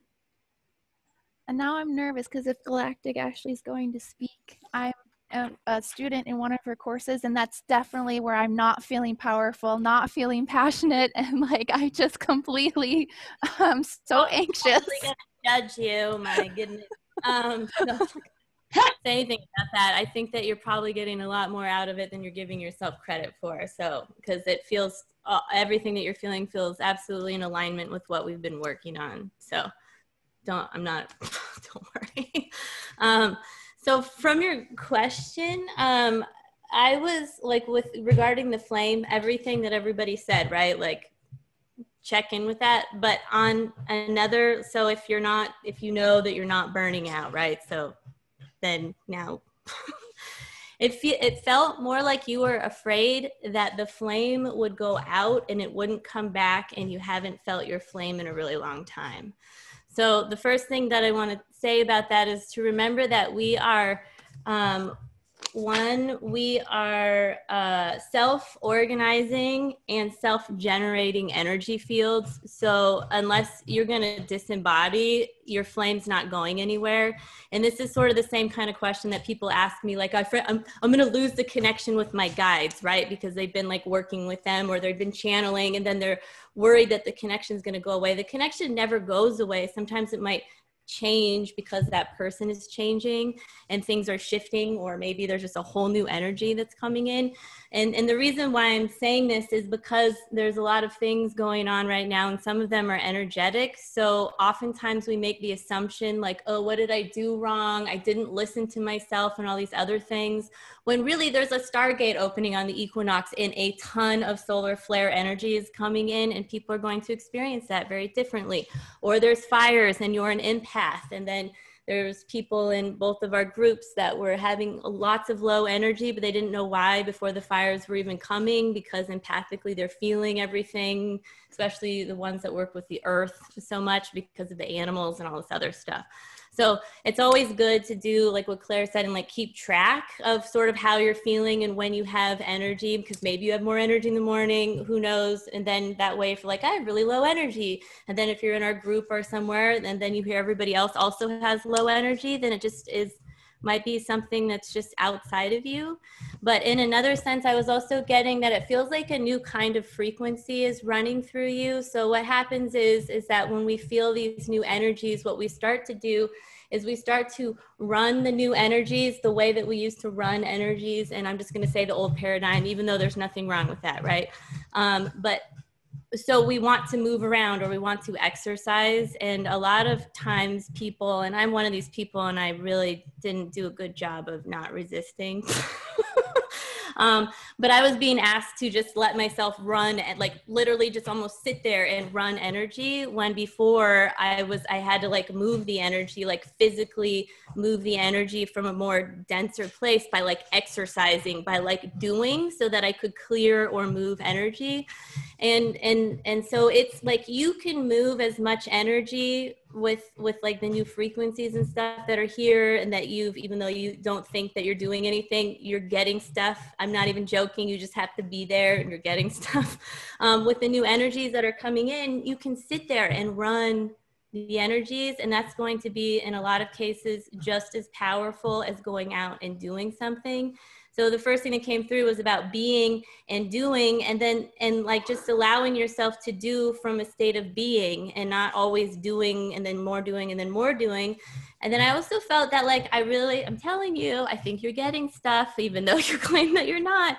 It feels like your relationship with your body, which is exactly what we talked about last week with everybody, is that it's like you're becoming more empowered with it. And this is super especially important from you. I feel like you've let go of the idea that your body is your prisoner, which I would, if I were you, that's how I'd freaking feel. So there's no judgment there, but it feels like now you're like sort of like, okay, body, like we're going to be empowered together. Like, what can we do today? And that is amazing. So I wouldn't obviously pay attention. Like if you're going to like burn the edges of the flames. I liked that, what Claire said, but don't focus on like the other shoe to drop or that you're going to lose this. Just be in the moment with it and then allow yourself to feel what it feels like to be powerful. And that was the other thing that I wrote, is to explore the different flavors of power, because sometimes we feel like power big and sometimes we feel like, man, that was awesome. And we just feel powerful, but it's like a different kind of power, or we've helped someone else, so it feels empowering. And then to not like just talk forever. I think that you might like to watch, maybe you've already seen her, but Brene Brown has a Netflix special. And the reason is because like she basically goes to like the TED Talks and she's like, oh, so basically everyone here is a failure because they failed, they ended up giving this TED Talk and creating something else. So the reason why I'm saying that is that there is a call right now for a new kind of leader, which means that anybody that wants to stand in their power and become a leader, it means that they're going to be leading in a new way. And that means walking into the unknown. So that means claiming your power. And that means that it's going to be some kind of balance where you're in alignment, where people are giving you respect because they honor who you are and the way that you are, not because of anything that you do, and because the people around you hold a specific or at least a certain level of love vibration in their field. So then they'll be able to recognize you and then they can respect you from that place. So it doesn't always mean talking or being the loudest person or telling people what to do. Sometimes it means listening and knowing when to listen and when to speak. So I didn't get triggered, but I was like, don't worry about talking too much. You do not need to worry about talking too much, right? So don't go, that's like when we're young and our parents are like, shut up, don't say anything, like you don't know. Like I experienced all of that, or I was the one that's like, you're too much, or why don't you say, it's like, you're never the right thing. So you're either not enough or like too much, right? So you don't worry about your voice. You just talk, and you don't stop talking until 10 people that you don't know tell you that you are talking too much. And then when that happens, you might be like, I think there's a pattern here. But just allow yourself, because you're already a good listener. So just allow yourself to be in this flow space. And since we're talking about masculine and feminine, we don't need to do anything to our masculine or our feminine. We just need to let them rise to the moment in the level of what we need, whether it's being or doing, being round, being listening or whatever, and just let the energies meet the moment. And then that means that we have to trust ourselves. And that is where it's difficult. I mean, not for you, for me, for everything. Like, every time before I get in front of even the class, I'm like, why is everybody staring at me? Oh, right, this is my class. Oh, I have to talk. Oh my God, right? Like I still have these moments. It's like we're all, just because we're sitting up here and we have a P in front of our name, it doesn't mean we're immune to like anything that is going on, right? Because as I heal, you heal. As you heal, I heal, right? For I'm you, you're me, we're one. And this is the path that we're on. But I'm excited, and new leaders, right? Like, you have an opportunity to stand and to be a new leader, and maybe eventually you write a book, right? Like about what it means to be like this new awakened ascension path leader person. It doesn't exist, and it's the unknown, and this is the best part about the unknown. So I'm always preaching we must love the unknown, and nobody likes it, but it's really the best place. Oh, thank you so very much. Oh, yeah, and I just this is the best I've felt in my body since I was probably 10 years old. And so, yeah, it's like, or I've, done really well after surgery, but then I've had to have another one, or I've had a really big injury and then I've I've just never ever been at this level. So yeah, it's more of the fear that it's going away. I don't currently feel burned out. So yeah, that makes sense. Just enjoy it, right? Like I mean, I'm not comparing you to a dog, right? But my dog has had tons of surgeries, and I posted something in our group, and she was just super happy. Well, she had a surgery the next day that almost like killed her, right? But she was in the moment, right? This is what I love about animals, is they heal because they don't have the emotional stuff attached, or not like, I'm not worthy of healing. A dog is going to heal because they're in the moment, because they love, because of whatever it is, and they're so good about being in the moment. So just be in the moment with how you feel, and don't let the past dictate your future. And this is what the power of the infinite moment, and the Arcturians are always coming in, and they're like, just be in the present, because when you are the way that you are in the present, and you're sending out this like 0 point energy field, you are not only healing your past and every other lifetime, but you are bringing in the future that you want to happen. And that is the point and the power of being in the moment, is that you get to heal every time and space that ever exists when you're like wholly present.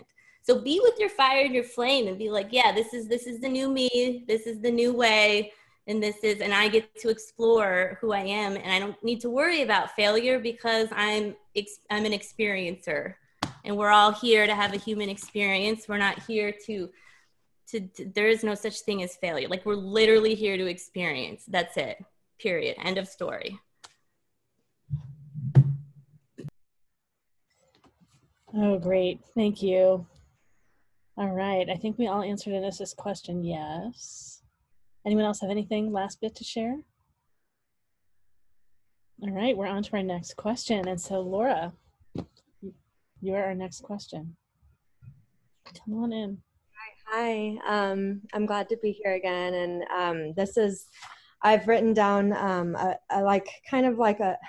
a big paragraph. I'm trying to figure out how to ask this question, because I'm like sweating all over just thinking about divine feminine energy. Like, this is the thing that I need to learn about. First of all, I just have never really learned about, like, I've never really seen healthy feminine energy in my entire life.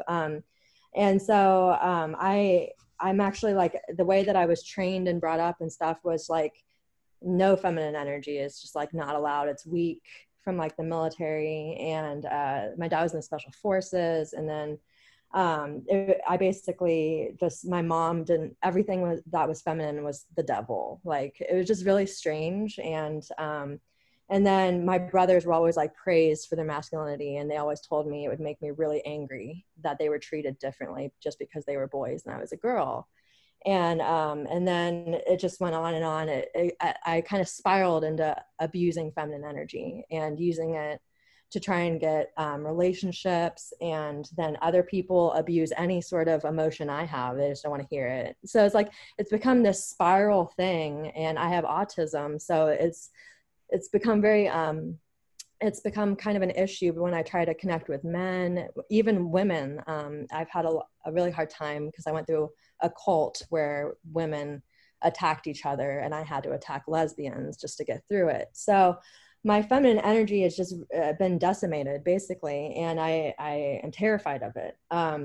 So my question is there any rituals or mind frames that you could suggest to help me understand feminine energy, unconditional love, and then respect it? Because I would love to take this time. I just got away from my two brothers about 2 months ago. It's a big trauma. It's part of the cult and everything. So I'd like to take this time to honor divine feminine, but I really just don't know how. So I was just wondering if you could help. All right, great. And practitioners, I'm taking notes on all this. I haven't finished a sentence, but I'm taking notes on all this on our doc. So if you want to see it, you can see the question again. Great, Laura, you did great explaining all that. Let's see. So who wants to go?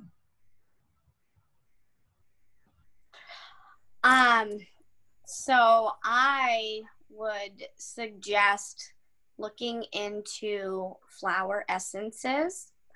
The one that came up particularly for you, and just some of the things that you're describing, I really relate to on a personal level especially going back to like my adolescence. And so rose came up, and I, you know, if you're not familiar with flower essences, I really think it's something that you should just look into. You know, you can Google it, but essence of rose is an exceptional spiritual healer for not just helping you to heal gently some of those traumas and those conditionings that you endured, but it also helps us to really get in touch with our softer side, our passion, our creativity, but it does it in such a gentle way that we're able to sort of bridge all of those things and the healing from our trauma together, so that it's not a really like intense, you know, bringing everything up to the surface first, where, you know, we have to experience the trauma again and be over emotional about it to heal and really feel it. But it just does it in a more empowering way, where we're able to sort of see the things that we've been through, and some of the abuses of power. And I'm just going to say that because that's coming through consciously for me to say to you. That's just what Spirit wants me to say to you. So I trust that you know what that means. But we're able to look at those things from a more empowered and sort of distant perspective, and then tap into our femininity and our passion and our creativity to sort of break through and find a new way to transcend all that into sort of this rising beautiful phoenix. And really the best way I describe it is with essence of rose. It literally, if you were to watch a video of a rose blooming in slow motion, I mean, it's just like that. The other essence too that works similar would be like essence of lotus flower would be really great for you as well. And again, I just really want to stress here that anything that is going to help you move through these things gently, not all at once and in an intense manner, but rather putting you back in touch with you know, the divine mother archetype, you know, Mother Earth, and the fairy realm as well, because I work with the fairy realm, and I know that these flower essences, the spirit that lives within these essences, when we put them into our body, we're just able to see things almost from a different dimension. And it eases us gently into, you know, these other states of consciousness that, you know, drinking tea or sometimes other tinctures that herbalists might recommend to us, they just don't do the same things. And so with the essences, it works on your healing on a physical and a spiritual, emotional level at the same time. So it just sort of combines those things together. And I'm just really feeling that for you. But yeah, essence of rose and lotus flower. I think lotus flower and rose medicine. Thank you. I bought one for my son, but I've never looked into it for myself. So I'm definitely gonna look into that. Thank you.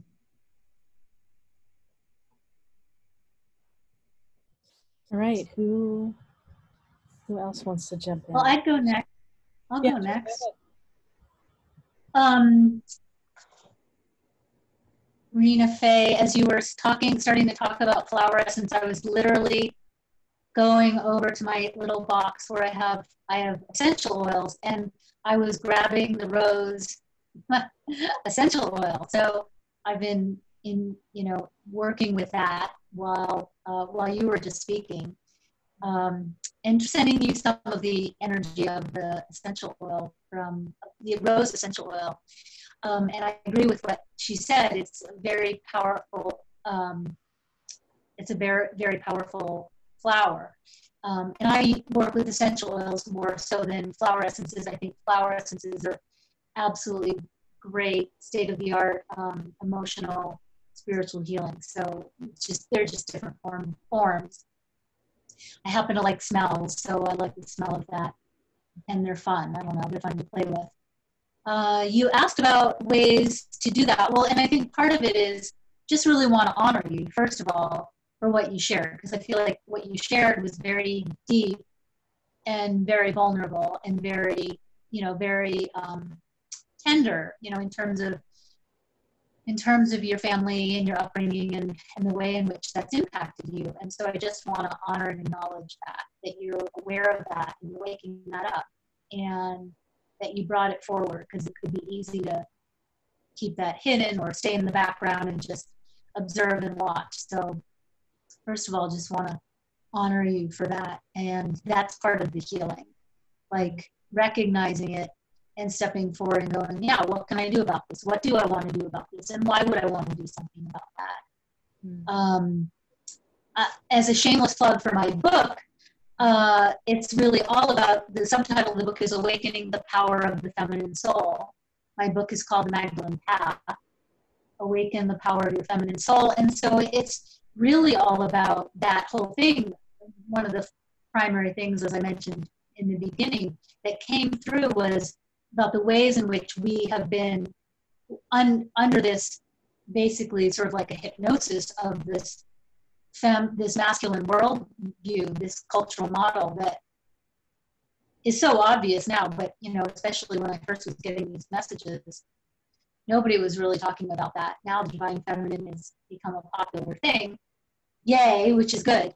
But so balancing the masculine and the feminine, and so there's things in the book that are about how to sort of access like where you're coming from. And there's 24 different practices in there. So there's a lot of different things to work with. Some of them have to do with owning your own beauty and your own softness, and there's other areas that, given your family upbringing and what you shared, there's some, you'll what I call clear the jumps in order. You'll work with the pieces you can work with that are easiest to work with first. And then there may be more tender or more traumatic aspects of the feminine, just by nature of the upbringing that you experienced, that, you may leave some of those things till later. You can work with your feminine, like just even noticing what word, when you think of the word feminine, what is that? Like listing the qualities out. A lot of times I have people make lists of masculine and feminine, and then noticing how they feel about the words on their feminine side of the list, or which side of which list do they tend to operate more from. And a lot of times, even women that are here in circles like this, we find that we have negative connotations to a lot of the feminine words, because we've been raised in a culture that's, you experienced an extreme version of that, but we've all kind of gotten those messages through the years in different ways. Some of us got more of them. You got extra blessings. Some of us got less of them. But once you say yes to the journey, which you have, it's going to start unfolding. Now you're here, you'll hear things from other people, from me, etc. Other people will cross your path. A book will fall off a shelf in 2 days, different things like that, or some friend will say something, and, it's the path of the feminine isn't very linear and isn't very logical. That's the masculine way. So the path of the feminine is much more about intuiting and feeling and trusting yourself, and the deep challenge of the toxic masculine and the societal message that women have received for thousands of years up until lately is that the women's way, the feminine way, was wrong and should be hidden and all of that kind of thing. So we're really waking these things up, and I think what we think of as the divine feminine or the feminine now will be vastly different than what and how we think of it in 10 years or 20 years or 100 years, because we're really at the cutting edge. We're really still at the forward edge of what is the feminine, you know, because we're coming out of a, we're coming out of a deep slumber where we haven't really even recognized that we were missing it. You know, we're like the fish in, you know, we're the fish. We just didn't even realize we're not in water. So I hope that's helpful. That is helpful. Thank you. Have fun. Have fun. Have fun and enjoyment on your path. Thank you. I appreciate it. Yeah. Satora, go ahead. Laura, thank you for your question. I want to add something very practical. I know you've heard that before, but I would like to give you some points on your body to touch, some flows for self-care. Okay. And the first one is the self-love, the self-acceptance point. You may have already heard about that one. It's under the arm, at the outside of the armpit. And you can do this on both sides of the body and give yourself a hug like that. With my cat. And that is something you can do at any time. And in accepting yourself, the whole of yourself, that will naturally also help you accept your feminine side, because this is accepting all of you, loving all of you. And then the other point is called the mother. So I want to share that with you too. It's on the chest, between the third and the fourth rep. Here, just hold there. And all those points, they are more areas than they are points, so don't be worried about missing it. So it's about here. And you can also hold both at the same time. Do you press really hard? No, you just touch. It's light touch. You don't press really hard. And it's recommended at least 30 seconds, but you can hold it as long as you want. And you might feel, over time you get a sense of, okay, now it's good. Sometimes I hold them for minutes. When you sit and watch TV or you don't have anything to do with your hands, you can do this at any time. Okay. Thank you. And that's supposed to bring a mother energy? No, it helps balance emotions. It is called the mother because it's a very feminine energy. So all these points have names. So I just found it interesting that this one is called the mother. And the other thing is, are you open to prayer? Is that something that you... Just not what my mom forced me to do, but I'm open to speaking to the universe. Yeah. Speaking to the universe. So I would just, recommend to just start connecting with the idea, the archetype of the divine feminine in all kinds of forms. You could have pictures or an altar. You could talk to the universe, show me the divine feminine. You can go inside your heart, do a meditation and ask to connect with your divine feminine. And just the basic idea is to bring this into your life from all kinds of angles and connect with it consciously. And to me, prayer can be anything. It can be a dance, it can be a poem, it can be a picture, it can be a thought, setting an intention. It's just a way of connecting with a higher intelligence, so to speak, or with the energy that you would like to experience. So whatever sort of, if you like rituals, you could find a ritual and, I don't know, have a little altar with flowers, and put flowers there every day, or any kind of way you can connect with the feminine energy, the divine feminine energy. Just bring it into your consciousness more by connecting in different ways. I just don't know what really works for you. So Probably all that I'm a together. little vague, huh? I probably all that together. I'm a very like I have a lot going on, so I'll do it all. I'll do all of it together. Yeah. So if you have something like a little altar or it's just a special place, you don't have to call it altar, where there, and it could change over time. You know, it can totally be fluid and changing, where there's maybe a picture that represents the feminine for you, or a heart, or flowers, or if you see something that really reminds you of the divine feminine, that represents that for you. And it can be continuously changing, but just as you have a special place in yourself, you can also have it in your reality on your outside, because it keeps reminding you and helps you connect with that energy. Yeah, in, ways, idea. In loving ways. Okay, thank you. I'm gonna do that. You're welcome.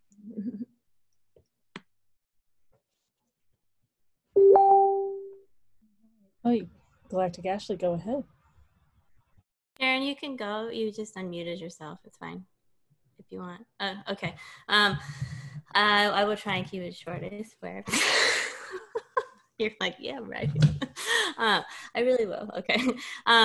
So Zatora, I totally love your suggestion, because so all trauma aside, I think you know where I'm coming from when I say this.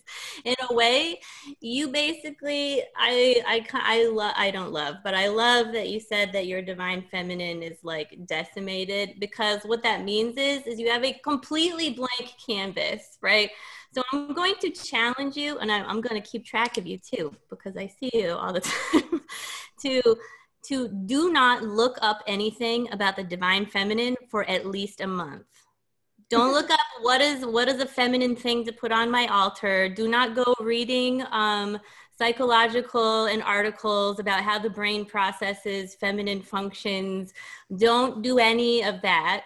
I want you to, it would bring me joy if you have your altar set up, you maybe do some of the light language stuff with the intention to encounter and experience the divine feminine in you, and then to find things that you feel might be or are divine feminine. So if you go out and pick up a piece of metal, but it's a round ball, that's divine feminine. Who cares, right? Because the way to discover the divine feminine, because it's intuition, it's it's creativity. Like we talk a lot about how the womb is, as women, and not even women, but even men, I like to have them put the light womb in their bodies, because it's like the threshold between dimensions. It's like how we birth things into this world. It doesn't have to be human,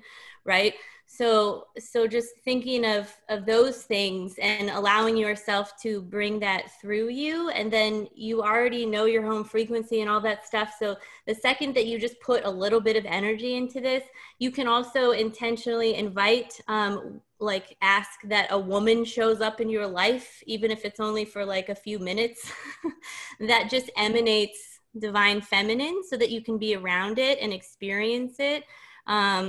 Because we don't always need, I think we've had maybe more sometimes in our life, even maybe there was a teacher or somebody that comes up, but when my galactic mother came in, was like, look, your mother is here to be a spiritual guide, not to be your mother, not to teach you anything about motherhood or feminine anything. Then I started looking around and realizing I had all these other mother archetypes in my life. And then I could shift my perspective of her, which means I didn't expect that from her, which then let me just see her for who she was. So the point is that you can bring in, you can magnetize in what you need, and you're going to start seeing it, right? Because you've been working on your home frequency, you've been working on all this stuff. So now you can actually use it, and you'll be able to see that you're going to start bringing people in, just like what Claire said, the book is going to fall off the shelf, but you can't read books yet, at least for 2 weeks, right? And then maybe grab a flower or like something, just like put feminine in your mind and allow yourself to experience it from within yourself. So I would also suggest that don't try and find the feminine through an external experience, maybe with a male at this point, to just give yourself the freedom to sort of paint your canvas. And then finding the divine feminine through the divine feminine is like the best way. And I think that that's awesome. And I'm excited to see pictures of your altar. That's so funny. Thank you for sharing that, Ashley. Right before, like 2 hours before this fair started, I was looking up scholarly articles on unconditional love. So you knew, already kind of called out that I do stuff like that. Right, and that's really important. And I think we talked about that the other day, because we need voices. We need researchers to be intuitive and to have voices and to be able to be this new feminine leader, whatever, and just allow their natural energy, whatever that is, to be the new leader. So I'm not saying don't do that, because I do that a lot too. I like to know things, but this is one of those fun, joyful, creative challenges / experiences where if you don't come at it through the mind, you'll really realize that your heart has a mind, and this is really our mind, and that these two are working together. And without the heart, we cannot co-create. I'm going to say it, like, really, we can't co-create. Like, we need both of these energies to come, and that totally makes sense, because now your question the other day makes sense. You're like, what does this have to do with the adrenal system? And I was like, but your question is, what the hell is the divine feminine, right? So now we get to play with it. Okay, thank you. I appreciate all that. Great. And someone else was about to share. Who was that? Sharon? Or yeah. Yes. Hi. Hi. Hi, Laura. Hi. So I'm not sure how many of you said it, but I absolutely wholeheartedly am echoing what all these other gorgeous women said. And as soon as you started speaking, it is just tangible, like in my body, deep in my gut and in my primal place. I could feel what a powerful path you are on, what a powerful remaking, that you are bringing forward. And so I hearken that may you like really hold this with such safeguarding this time of really welcoming, your own, like Ashley said, blank slate. And I really was getting these gorgeous images of, whether you use the term altar, but a placeholder for you, really strong placeholder, because as soon as you begin speaking, like, oh, I'm sweating, I just sweat when I speak about the divine feminine. I'm like, there she is, babe. There she is, right there. So I invite and encourage you to lean into that sweat. And, for as long as I have been with the feminine and holding women in this, I tremble. I perspire. When we were doing the little, the position under here, I'm like, oh my God, how wet can I get? But there she is, wherever the body is giving you, sort of a non-normal experience, she's drawing you in to literally hold yourself in that place. There's that, direct doorway to enter your own unconditional love. Mm.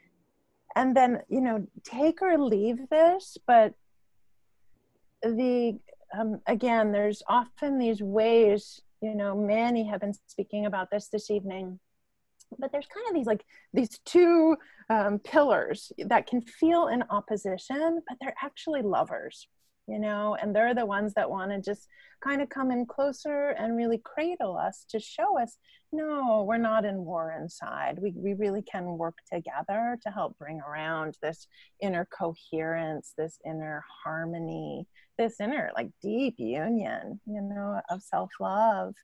But the ones that I really felt for you was inner gentleness and expression of anger, healthy expression of anger. Mm. So I'll just share that. Again, take it or leave it if it feels right to you. And then I too really echo, like, again, this protecting of this time. And then when it feels right, you'll know. But I highly encourage you to begin engaging. And you know, it might feel like 3 months down the road, 6 months down the road, but with true healthy sisterhood. And I know you know, even being here, you already are, but from what you shared, you know, it will be a very safe place to actively allow, you know, this divine feminine in you to be seen, to be witnessed, to be honored, to be made real, and then really hold, you know, this new energy coming in.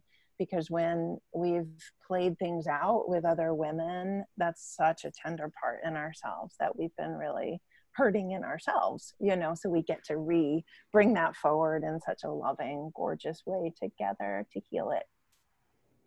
Thank So you. if that appeals, yeah. Yeah, and for that sisterhood.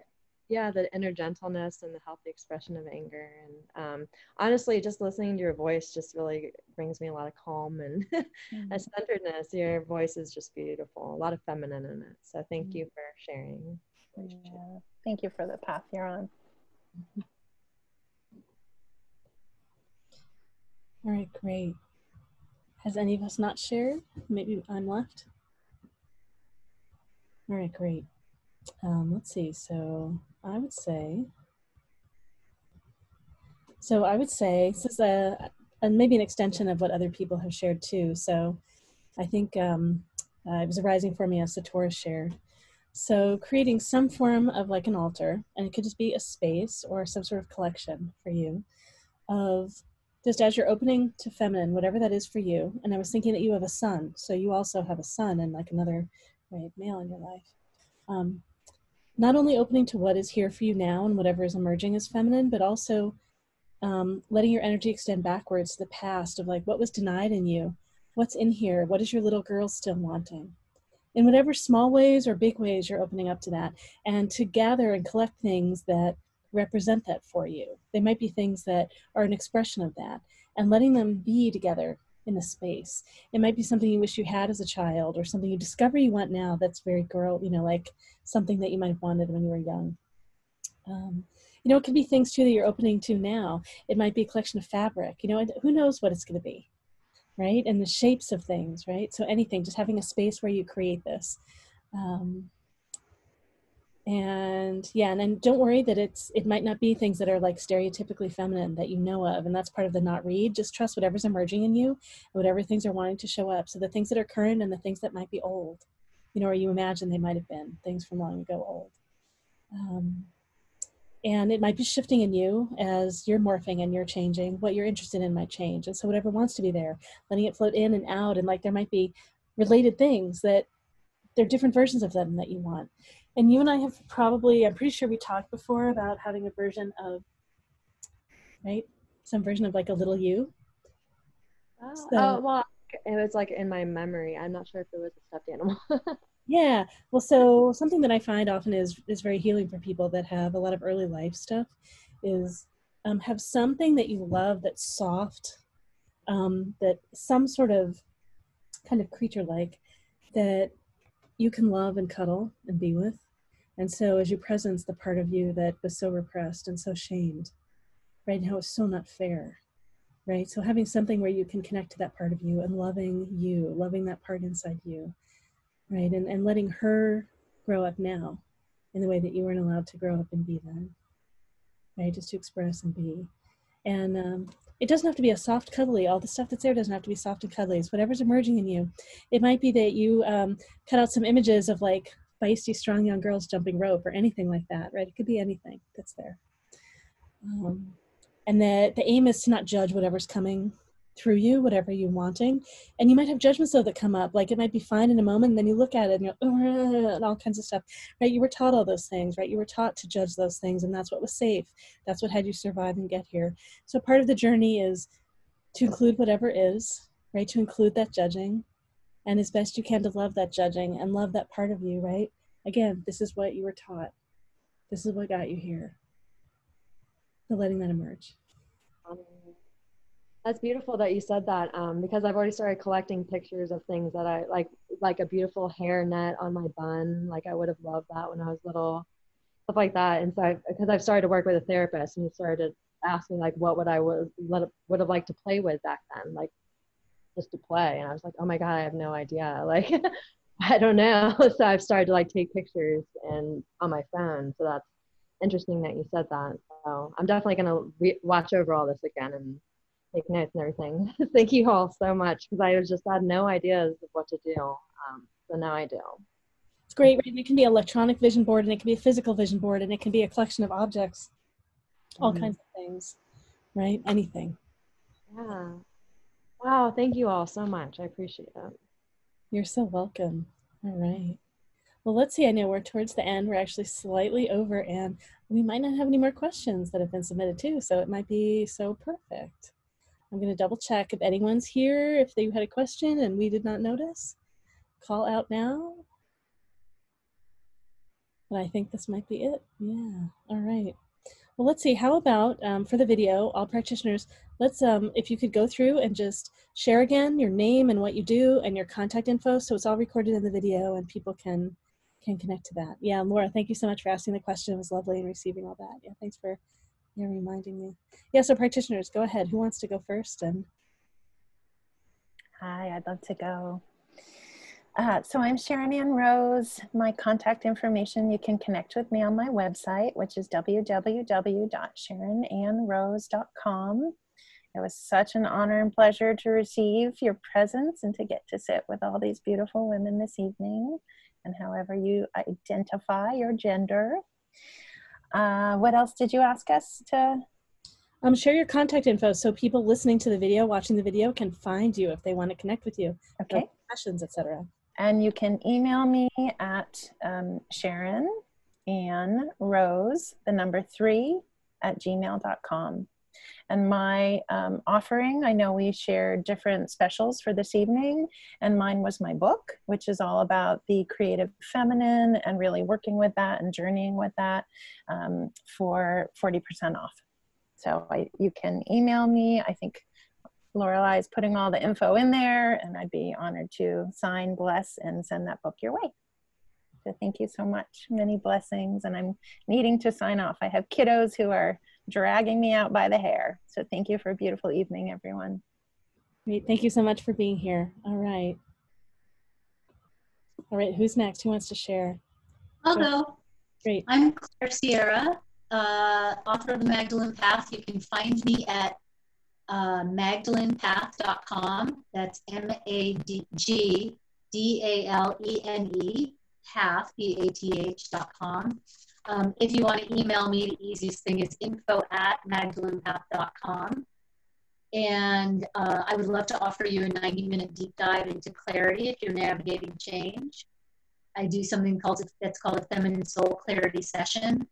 That's kind of a combination of soul purpose coaching, energy healing, body wisdom, meditation, oracle reading, and sacred oil anointing, all rooted in the ancient temples of the divine feminine and the Magdalene mysteries. And that's normally $222, but the event special is $199 with a 20-minute bonus follow-up session for aftercare. So email me if you're interested in that special. You can read about it on my website, but that special price isn't there. So that's info@magdalenepath.com. And great delight being here tonight. I knew it would be a rousing, interesting conversation, and loved getting to hear and meet all of you, both participants and practitioners alike. And thanks so much, Lorelei, for making this happen. What a great thing. So welcome. Thank you so much for participating, and all of you for inspiring. Yeah, what a treat. Yeah. All right, who else wants Forward to more? I'll go. So hi, Galactic Ashley. I channel divine guidance for star seeds, connecting them to their star families and galactic lineages. I primarily use light language frequencies to work with your cosmic connections to facilitate high frequency healing transmissions and encoded activations. You can find me at galacticashley.com. And then I'm offering 10% off of my 10-week galactic guided intensive called Sovereignty and the Sacred Art of Channeling, which starts in the middle of October. And to get the discount code, I just need you to email me and tell me that you're interested. So once I get it up on my site, I will let you know, and I'll actually give you the coupon code. Sorry. And on Sunday, if anybody's interested, I have it's called the Cosmic Octave. We're going to get a head start on the equinox stargate and do a solar heart activation. So you can also find me on Facebook. I think it's facebook.com/getyourgalacticgroove-on. So it was lovely to be here, and I'm happy to share my Friday with you all. Thank you. Thank you, Galactic Ashley. All right, who else is next? I'll go. Great. I want to say too, you're the inspiration for this panel. You're the one that called out the need for it. So thank you so much. Thanks so much for having me. And yeah, that makes me feel wonderful, especially to be in the midst of all these amazing, powerful women. I am Rena Faye, the River Witch Fairy. I am a shamanic practitioner, a psychic healer, and an astrologer. I work primarily with fairies and elementals. So I'm very in touch with love, passion, creativity, and mostly I gear my work towards working with women and couples, focusing on love relationships and sexual empowerment. And I also work with children as well. And with children, I help them to develop their intuitive abilities and be in touch with the world and nature in the spiritual way, and just to develop those senses with them. Oh, what else do I want to say? Well, you can find me on Facebook, facebook.com/theriverwitchfairy. You can also find me on Instagram as well. Connect with me there. You can email me at renafay89@gmail. I believe even my phone number is in the information for this panel as well. So I just, if you want to share, the people watching the video can't see the chat, so go ahead and share whatever you like. Oh, yeah. So also my phone number, I can be contacted at 603-915-1261. I am doing sessions and healing work through distance right now through Zoom and Facebook Messenger. So looking forward to connecting with you. And again, I'm just blessed and honored to share this time with you all. Thank you so much. Thank you. All right, who else wants to share? Hi, I'm Satora with Well of Love. I'm a channel and energy healer. Yeah, I offer sessions. They can be just channel readings, or they can be a combination of a reading and an energy alignment, or just energy healing. I'm mostly focused on sensitive people who go through change or have a crisis, transformation, transition. And you can reach me at this email,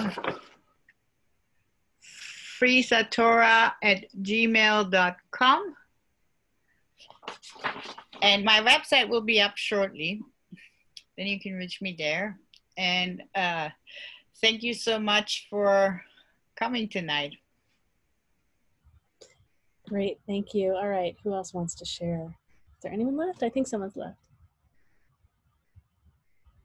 No? All 5 of you have gone? Okay, great. So me. All right. Well, I'm Lorelei Shamayo. I'm an intuitive eye reader and a body psychology coach, and you got blendings of mostly body psychology tonight. I'm available to do sessions by video. I also run tons of different events. Love to have you at more of those. My prices typically have been $125 to $175 per session. I lowered them for the pandemic, so it's $75 to $125.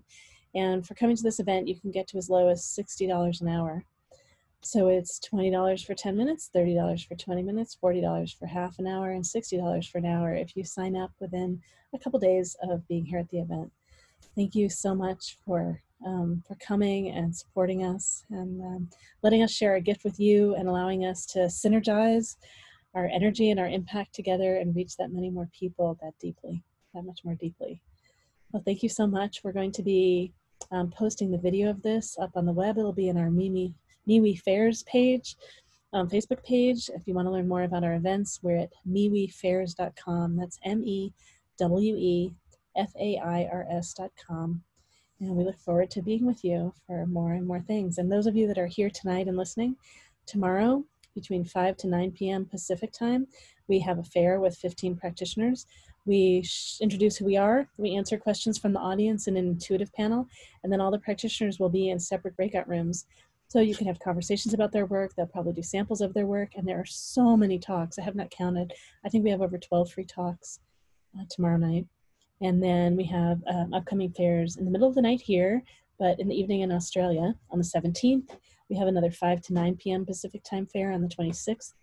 And before that, we have on the 18th, it's the Fae and the Elementals, and some of these practitioners will be back working with the Fae and the Elementals. And then we'll have animal communication on the 20th. And then October 2, we'll have a panel on angels and serendipities. Lots going on. We look forward to connecting with you more and more. And I enjoy watching all of you empower and grow while we work together. Thanks so much. Can I add something real quick? Yeah, go ahead. The week after next, I'm going to start a weekly group that is very short, only half an hour, called Respite. And it is just meant in these stressful times to have a place to come and rest and be based in divine love and just recharge and regenerate. So contact me if you want to know more about it. Thanks. Great. Thanks so much, Satora. All right. Take care, everyone.